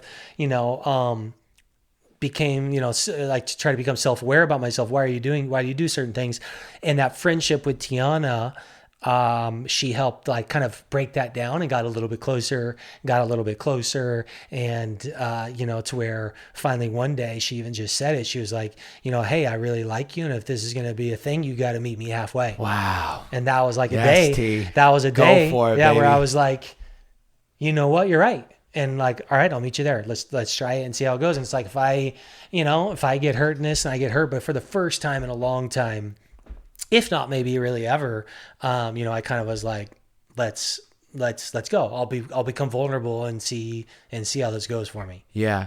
Looking back on it though, do you think it was crucial that you had that wall so that you could actually double down on yourself and figure out your career and take these leaps of, like, traveling around the world? And do you think that, because from my experience, I've always had probably very similar to you, like, I'm 27 years young now. I'm now getting to the chapter where I'm, like, open-minded, like, actually, like, sending the Hail Marys, like, trying to go on dates, like, just now, especially I'm living in Venice, I'm like, this is the year, like, we're going for it. But the last couple of years, I just was like, girls in relationships, not a chance. Like, I got to work. I got to get myself dialed in. I got to grow this podcast. Like, I just wouldn't allow myself to think about it because I didn't want to get distracted. So do you think it, like, worked to your benefit that, yeah, you were still having fun and, like, would entertain things and be respectful, but, like, anytime it got close to serious, you might have ran away? Do you think that worked to your benefit because you had more time to just double down on you? For sure. Yeah, absolutely. Because, exactly that. I think that had I been in a relationship for certain things, or, whatever, maybe I would have gone and traveled, or maybe I wouldn't have moved to California from Oklahoma. So yeah, I would definitely say that, I do believe that everything happens for, a reason. It all lines up. And I know it's kind of cliche to say, but in the end, like, my life definitely hasn't been perfect. I didn't have a perfect upbringing, like I was talking about a little bit earlier, but in the end of the day, it's all shaped and formed who I am. And it's like this, imperfectness that's created these experiences that hopefully, if you take it the right way, creates you into a better person. And so I wouldn't change any of it, Yeah. And so, it's cliche to say that everything happens for a reason, but I really do believe that if some of those things hadn't have happened, it wouldn't have shaped who I am today. Yeah. And I'm happy with the person that I'm becoming. And so it's like, definitely wouldn't change it. But, along the way, there was definitely mistakes that I made, and I have made, big mistakes. But at the same time, it's like, if nobody's going to make every right decision. Yeah. So it's kind of how you react to those along the way. But anyways, yeah, to answer your question, I would say that I definitely think that, there was things that I did and have done that had I not been in a relationship, I hadn't been able to experience. And, my thought is, on the other flip side, if I had been in a relationship, there's something positive on that side too. Totally. You know what I mean? So it's kind of like, no matter which way you go. No matter which way, I think that they're like, and maybe it's the curiosity in me too. You know what I mean? It's like, to me, I see a positive. I don't see it as like that this was the right or the better way or that way. I see them as somewhat equals. Yeah. And either way, you have these experiences and people and things that happen that, to me, I think I see equal as, not that one was a better way or a wrong way or a right way, but this right now is my way, and who you are, as a result of that, and how you handle each situation. So anyways, I wouldn't change anything. That's a great perspective to have. There is no right or wrong. It's just always is. There's no debating of what I should have done, I could have done. Yeah. Like, you know, do your praying, follow your gut, whatever it is that you need to do, and then dive into it. You know what I mean? Like, it's not the end of, like, especially now, like, not like whether it be a job or a move, like, even years ago, it used to be a pretty big deal to move or to switch jobs. Now you can learn a new trade and craft in 6 months. And, you know, moving's like it's easy now. You know what I mean? It's just like travel's easy. So, you know, those kind of decisions and stuff I look at and like, it's just, especially after, you know, some of the traveling and like bigger life decisions have become easier to make, I feel like now. Yeah. Like when I moved to California, it was so like I needed to do it. But then it's not until I look at on the map where LA is to Massachusetts and I'm like, holy shit. I couldn't have picked any far west to get away from home. This is gnarly. Selfish question, but I'm curious to hear your answer. I'm 27 years young. You're 37 years young. What advice would you give if you were sitting across from the 27-year-old version of yourself? You know, I wish I had something you hadn't heard, but I feel like you're doing so much of what you should be doing. But the biggest thing that I would say if I was back to 27 is that, you know, for me, but this is just a personal thing as well. I didn't do things because I had, you know, some uncertainty that happened, you know, whether it be in childhood or in early 20s, that I sought obviously the comfortable, certain situation, you know, for a little while. And that's why I didn't want to push out and try something new. But finally, when I came to a point where it was like, you know, face the fear, and I really went into this big thing of being comfortable with being uncomfortable, you know, like like actually doing things become uncomfortable. But you're already going after your wildest ideas. But my biggest thing to you, if it was 10, you know, years ago, is that whatever it is, that wildest idea, push after it, you know what I mean? And go after it. And for you, I feel like you have a high threshold for you to become uncomfortable, but there is an area or a space, you know what I mean, that'll get you to another level if you go there. But like, you got things so dialed right now and you're so like out there that I feel like for you to become uncomfortable probably takes quite a bit, but there is a space out there of something that will make you uncomfortable, and to seek that, and then to go after it, and to tackle it, because I feel like that will kind of probably bring you to the next level of what you want to do. Oh, that's good. It's so interesting you're saying that, because the quote and motto that I kind of established as for me for 2021 to live by is open to everything, attached to nothing. And I definitely recognize that I have a very open mind to opportunities, experiences, and people. But even then I was like, especially with this whole new move and reset, I'm just like, I want to go even far. It's so funny that you're saying that, because that's literally been like what I've been thinking about the last week or two, is like, I want to take it to the next level. I want to really push myself and like go for the things that make me uncomfortable, whether it was like literally like recent, like now it's like even just trying food. It's like never had Japanese ramen, had that last Saturday. The weekend before, never had like a Thai style family dinner of just a bunch of different plates, did that.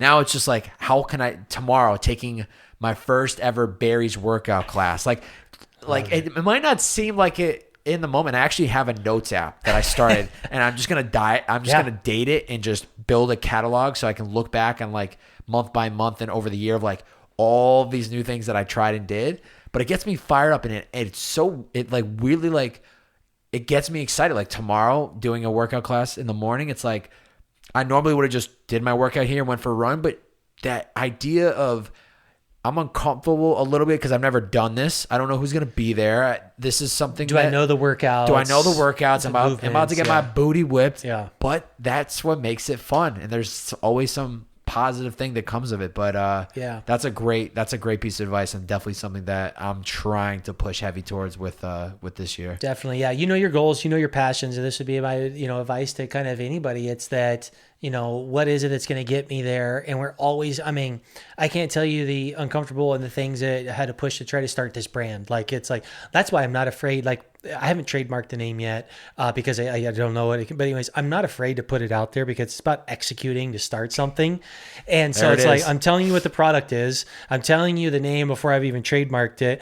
And I'll even probably turn over the sources to you of where you're getting my stuff, because damn it, if you can execute on this too, then like, God bless you. And like, I would probably clap more than I would be mad, because it's just hard. You know what I mean? There's so many things that try to figure out and do it. So it's like, finding those uncomfortable things that make you uncomfortable. For everybody, it's different. For you, I almost feel like it could be the reverse stuff, like you're talking about, like the trying foods or the workout class, where like you'd have no problem walking up to somebody on the street and being like, hey, do you want to do a podcast with me right now? And like talking to them for an hour, right? Yeah. Which most people, that would freak out and be like, hey, that would push you. But for you, it might be more of like, a workout class that you've never done before, trying foods that you haven't done.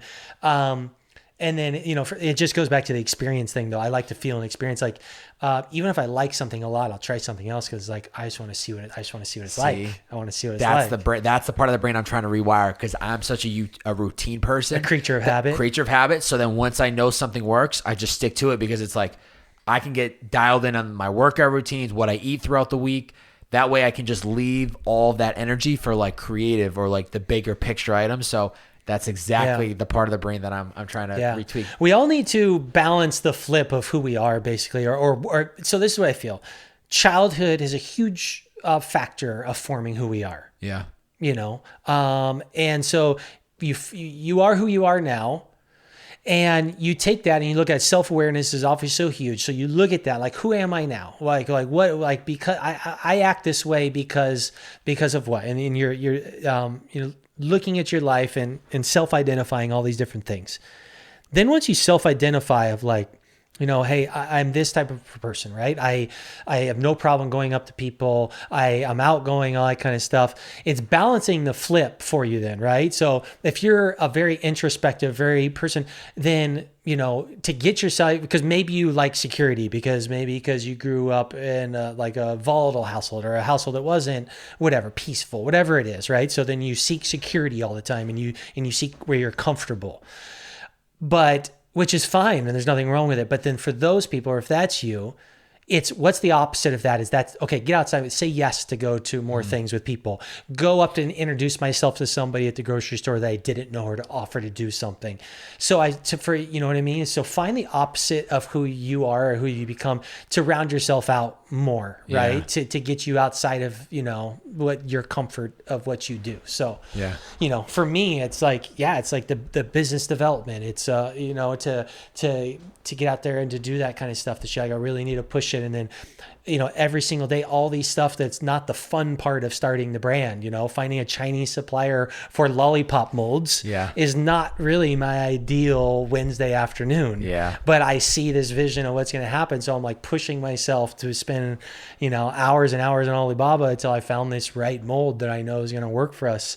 And so it's, pushing outside of your comfort zone. Gary Vee would have ate that shit up, though, about like, I will tell you the idea, I'll tell you the execution, because that's what he preaches. Like, he's like, I'm literally telling you guys and gals all the answers, but I know that 99% of you are not going to take what I'm telling you. Like 2016, he's like, podcast, you better start one. It's going to be massive. You better start documenting everything. You need to be a content team. Nobody listens. 2021, people still aren't listening, but a lot of people have woken up. Yeah. Spotify paying $100 million for Joe Rogan, waiting for them to pick up the Bearded Man podcast. Gonna happen. Yeah. But it's just like, I'll tell you my ideas, I'll tell you what I'm gonna do, but I know that you're never gonna be able to execute it on the level. Like you said, 1 in 99 won't even do it, and the one that did do it, if you did take the action to actually do it, to successfully do it. Yeah. Like 1 in 99 is gonna even take the action, and then whoever does take the action to successfully do it is a whole other thing. But that's why I throw it out there. Like, if you go steal it, karma happens too. So it's totally. Like, it's out there. And, I tell people about it, and like people want to sign NDAs, and maybe there's a time and a place for them, I think. But like, I was just like, if somebody wants to come and just duplicate this exactly how it is, good luck, because it's just one thing after another to grind to get this thing going. But each day, just keep thinking, what, if it was this easy, anybody would do it. And the harder it is, the more separation it is from the people that don't and the people that do. Totally. And I would challenge you this. I think you already know this, but just to say it, like, in these times when you're doing the stuff that you're like, I got to find the mold on Alibaba, or I got to do the billing statements and get the tax stuff set up. Anytime that you find like you're getting stressed out, or you're just like, man, I just don't want to do this, just think of this conversation, and think of Brandon Cohen, only for the reason that I loved a lot of the content I was doing with him, where he always talked about how the biggest thing was when he went from the doer to then the delegator.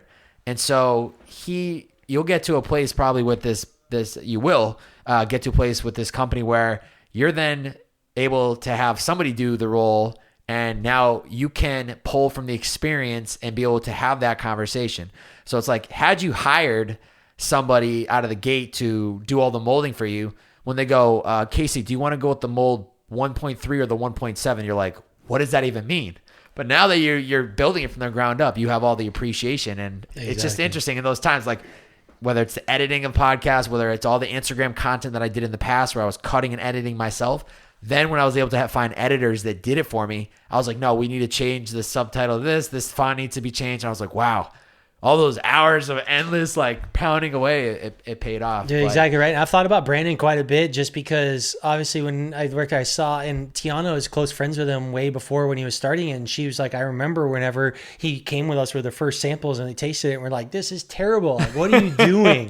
What are you doing? This is terrible, you know? And back when it was even in a bottle where it was wow, like, that's what you know, she's an OG. Yeah, she's ready to drink, you know, where it was like a Gatorade bottle. And then the old photos of him sitting in his car with like all this stuff packed in the back, and everybody's like, you know, but then all of a sudden, and that's why even like, I know, you know, and what you're doing here, and why even I say that earlier, because all of a sudden it's just one day. Yeah. You know what I mean? It's like you grind this and you don't know what day it is. You don't know what podcast it is. You don't know who will listen to it. You don't know like how long you have to make that drink or the powder, or how many lollipops I'm going to have to make. But all of a sudden, one day, somebody's going to hear it, somebody's going to see it, somebody wants to be on it, and then it just flips. And to me, like I look at it as the flip, or the tipping point, of course, right? There's like a book about it, but it's where it's just all of a sudden, and what happens is just, it's so hard, and you're kind of going in the dark, and you're pushing, and you're like, is this going to make it? Am I doing the right thing? Should I keep going? And then all of a sudden, one day, it just hits the light, and it goes, and like you said, you flip to... Everybody wants to be a part of it, you know, like right. Like I just tell you, like even story after story already of even just, you know, starting this, and it's like, you know, trying to get people to make them. And so I'm having to self-make them.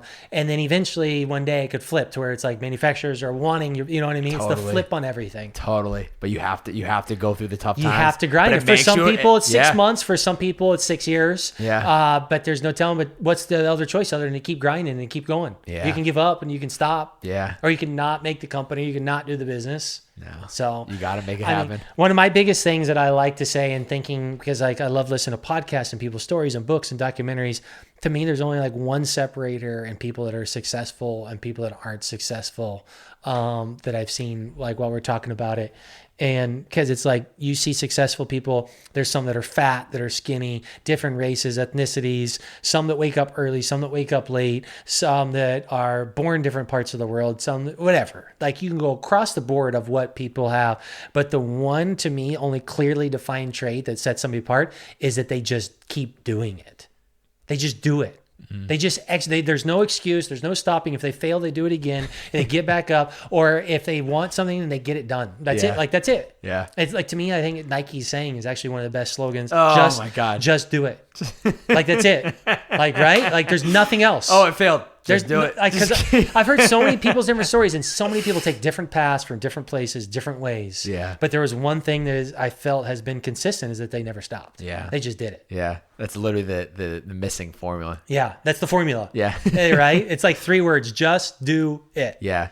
You said you love or you listen to podcasts. Yeah. Are you and Jay Shetty boys? I do know Jay, yeah. And I've been filming for him a little bit recently, actually. Really? Yeah. So yeah, he's working on something that I can't talk about just because it's not mine. Yeah, of course. But yeah, he's working on something, and yeah, I've been able to film him a couple times recently for something. We'll be filming some more, and he's another one like I was talking about with Gary, where one of the best, like everything you hear, because obviously he's, you know, has his purpose podcast and he helps people a lot, and a life coach and a monk. But he's one of those people that after meeting him, hanging around him, being with him, seeing him behind the scenes, went up on the pedestal and has the most respect for he and Roddy, his wife, because I mean, I've seen him when cameras are off and people aren't around, ask who, just another person working how their day was. How are you doing? I really appreciate the work that you're doing here. Like when nobody's looking to. So utmost respect for Jay. The guy's just such a good human, and his wife's, so great too, Roddy. But anyways, yeah, I've been able to do a little bit of work for him recently, and we're going to be filming some more in the future. He's so woke. I just read Think Like a Monk, and I would honestly potentially put that as the number one book I've ever read. He's just his podcasts are great. His awareness is great. The energy he puts out is great.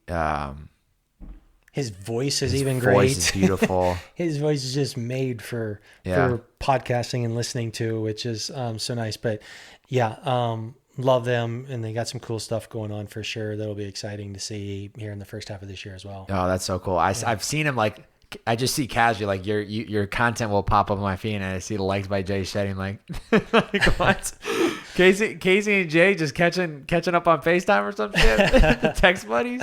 That's incredible. I'm so now that I know that it's not just like you guys have crossed paths. Now that I know that you're working with him on something, it gets me so much more excited for whatever that might be, because that's just gonna be beautiful.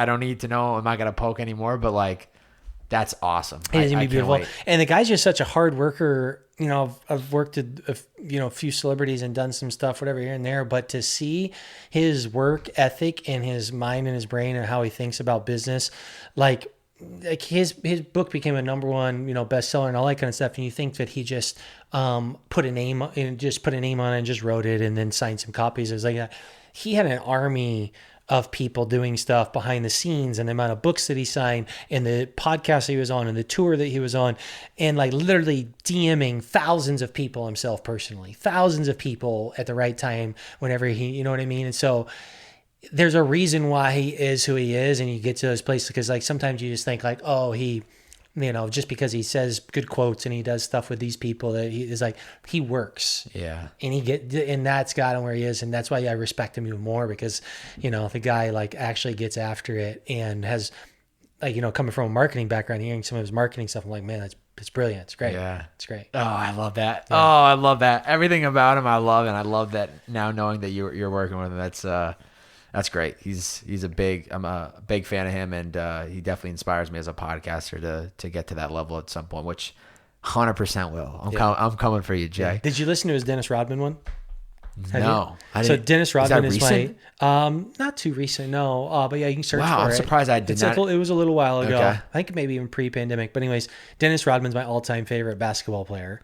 And so what a savage. I know. So anyways, he was on Jay's, and I thought it's a really cool episode if you want to listen to I'm definitely going to listen to that tomorrow now that I know that he was on it. Yeah. That's incredible. What's an area you need to put in an area in your life you need to put more effort into? So you seem, before you answer this, you seem very well balanced. Thank you. Like work-wise, relationship-wise, traveling, so making sure that you're like enjoying life. Mm-hmm. Startup, with the candy company, like that's something new. Health and fitness, maybe. I don't know if that's like a daily thing, but you seem very balanced. Thanks. I am very fulfilled. There's a lot of areas in my life. Definitely, a lot of them are very, very fulfilled. Like you said, I'm in a great relationship. Tiana's such a great girl. I got some work stuff really excited about, family, stuff like that. But for sure, one of the biggest things is routine. Yeah. Because I love uncertainty, and I love variety, and I love variation. And like we just came off the road for 6 weeks. I need more routine right now. And like we just moved into a house, like I was talking about, that's a start of it. I'm going to start printing out like the workout plan. And because I don't like to be locked into like routine, kind of almost scares me in a way, because it's like, I think we're opposite in that way. Like you said, cause you said you love your routine. Yeah. To me, it's like, I don't want to know exactly what I'm doing tomorrow. Wow. You know what I mean? It's like that. Like I want to wake up, and it's like, all right, what's the priority? And I have my priority list of work stuff that I know I need to do, but it's like, maybe I work out in the afternoon today. Maybe I work out in the morning. Maybe I don't work out. You know what I mean? Whatever. So I really want to work on getting into a better routine, because like I said, I have a very high threshold for uncertainty, but I started reaching a limit towards the end of this year. We were on the road We got a new puppy, no home. We're in a pandemic. Girlfriend broke her shoulder, fractured her shoulder, and we're living in a Marina Del Rey hotel, and we can't find a house. And I was like, I need some certainty in my life. I need to pull this back in. Yeah. So definitely routine would be my biggest one that I'm trying to work on right now to bring some, more certainty to my life. Here's the thing. Think of it in this sense. Routine sounds scary because it seems like the same thing every single day. But what I think the key is to look at is, what are the things that you want to do daily that are musts, whether it's like working out, reading, calling your mom, whatever it might be for you. I would make a list and think about what are those like daily things, what are the weekly things, once a week, what are the like every other day type thing. And then what's helped me is scheduling it so then it's a non-negotiable, so that I know when I wake up every morning, the first thing I do is I work out. Whether I run one day, whether I go for a hike, whether I do the berries class, whether I do pull-ups in here, the first thing non-negotiable is working out. So what does it help me do? It helps me actually show up and do the damn thing. Yep. So I love and I so respect people that like yourself who kind of just like want to just flow with life. And sometimes I wish I could just do that more. And I do that on the weekends. That's when I just flow. I don't like think about it. It gives me like a 2-day rest. And then during the week I stay super dialed in, disciplined. But I think there's a lot of upside to that routine. Just because it helps you really make sure that you're checking off the boxes on the things that really matter the most to you. For sure. And like, I really want to make it a goal to add somewhere to it. And it was like, we were talking about earlier of dealing with the flip of who you are. So I think that your weekend thing is actually like a good balance for you with what you do now. For me, since I am I need to work on the routine part. You know what I mean? Yeah. And like, there is some people that are so set in the routine that they need some variety and they need to create some uncertainty somehow. Yeah. Anyway, so yeah, definitely work on it. And, gonna, ordered some gym equipment for the house because gyms are closed now. We're back in the house. The puppy wakes me up at like 5:30 in the morning every morning now. So that gets me up early. So anyways, got some things going, but, yeah. And I like the quote, the way you do anything is the way you do everything. And it actually rings so true. And like, you think about it, like, like back how I used to play basketball games or how I do and I'm like, yeah, that's true. Like if I think about it in my life, the way you do anything. And, a lot of times I will, I'm figure it out on the fly. Like, I'll figure it out. It's fine. And I don't think that that's always the best route. So I've started to prep more, prepare more, which I can tell, right? Because you're your routine guy, you're prepared so well because you've asked me the questions in chronological order without ever really knowing me or asking me in the right time, like teed it up. I'm kind of like looking over your computer screen, like I put a little bit out there, but I was like, you asked me the right questions, which makes sense because right, you're a routine and a structure guy, so you got it all structured out. For me, I've trying to become more conscious to like prepare. You know what I mean? Like, because I'm like, I can figure it out on the way. Yeah. And it doesn't stress me even really, but I need to be, I need to put more like structure and into preparation and stuff. Well, let's not give, props to you, but you've done a lot of things in your career. You've had a lot of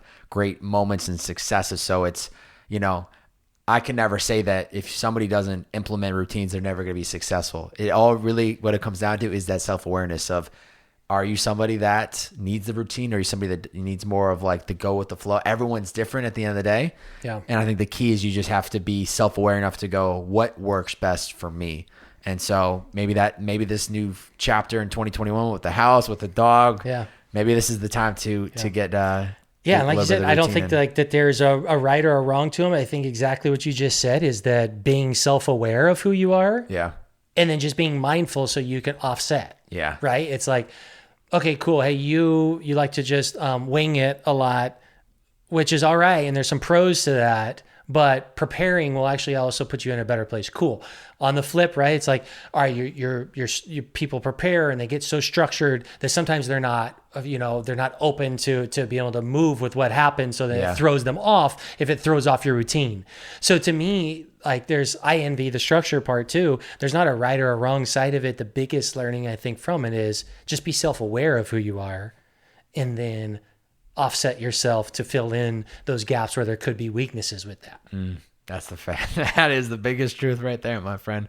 As we wrap this podcast up, I always allow the guests to put a challenge out there to the listeners. If they made it this far into the podcast, what's a challenge you have for any of those that are still listening? My challenge would be to do something that makes you extremely uncomfortable. And I can't tell you what that is because it's different for every person. But, Tony Robbins once said that the quality of somebody's life can be determined by how comfortable you can become with being uncomfortable. Ooh, that's good. I heard it early on. I'm like, man, that sounds really good. And it's like a mouthful. But as I have gotten older and I've gone through stuff, it's so true that from asking for the raise at work, it's uncomfortable. Maybe switching jobs, it's uncomfortable, especially when you start thinking about family. Like I've done a lot of stuff, but like I didn't have kids or you know what I mean, a family. So to have kids in a family, like you start taking that into equation with people, it's uncomfortable and it's tough and it's difficult. And so sometimes it can be something small or something big, but really do something that makes you feel uncomfortable, and eventually you'll start feeling comfortable with doing it. I mean, this sounds crazy, and I haven't really even said this, but when I was in my early 20s and I first was listening to this, I went to the mall. This is like 16 years ago. And I was with a buddy. We were both listening to it. We were like, what's something to be extremely uncomfortable? And like the mall was the place to go back in the day, where everybody hung out. And I laid down on my back and crossed my arms in the middle of a busy mall as people are walking by. And people would walk by and they would look and they'd be like, some people were laughing. Some people like, what is he doing? Some people were scared. Like, is that guy crazy? And because you get every kind of judgment from people and people looking at you. And it was one of the most uncomfortable things, because if somebody asked me, like, what's the most uncomfortable you can think of doing? And I was like, probably laying down in the middle of the mall. Because like the mall is where you go and you hang out and you like look cool, whatever. And I look back at those things and it definitely, helped me grow. And so even still to this day, there's so many things that make me, feel uncomfortable and like push through it, just do it, make that phone, and I steer away from text messages for anything serious when possible, or any kind of serious, because a phone call is so much harder. It's so easy to type stuff and it's so easy to type an email. And don't get me wrong, I don't do it every time, but there's a lot of times where I'm like, you know what? That's a harder phone call to make. But just do the phone call just because it's like that much harder.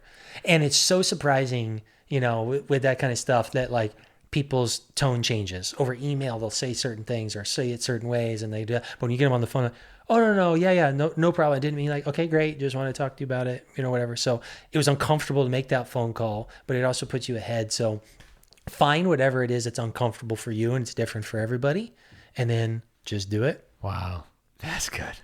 I love the mall. Flying them all.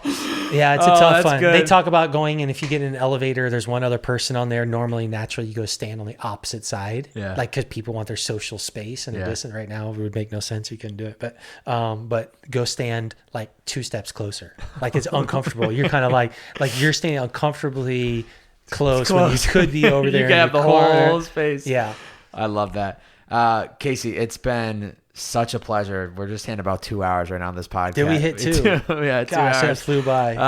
It has been an absolute pleasure having you here today. Just, like I said, I've seen you from afar and respect the hustle and the grind. And I banged out probably 90 push-ups before you got here because I need to get the blood flowing after like sitting down all day. I was cranking music and I was just getting fired up because I was like, this is the kickoff of this new chapter in Venice. This is going to be the hub. I'm going to be bringing in people very often. And I thought you were just like a great guest. And I was glad that we had kind of talked before the new year. But I respect everything you do. And, if I can be of any value, please don't ever hesitate to reach out. Dude, thanks, man. I really appreciate you having me on. Much respect to all your work and everything you're doing. And keep it up. I love the new hub and honored to be in here. Thank you, man. Yeah. Ladies and gentlemen, if you enjoyed this podcast, please screenshot this episode, post it to your IG story. Tag Kasey, which is just so fire. This man has the @Kasey IG handle. What a savage. We'll say that for the next time to hear that story. @Kasey, Kasey. Tag him and tag me @Bob-A. That's BO, 3 B's, 4 A's, and a Y. I know it's extremely aggressive, but, Bob-A, got to make it sound good. Tag us on IG and let us know what the biggest takeaway was, or what is the thing that you're going to do that is uncomfortable to you. Thank you guys and gals for tuning in. We will catch you here soon enough. See ya!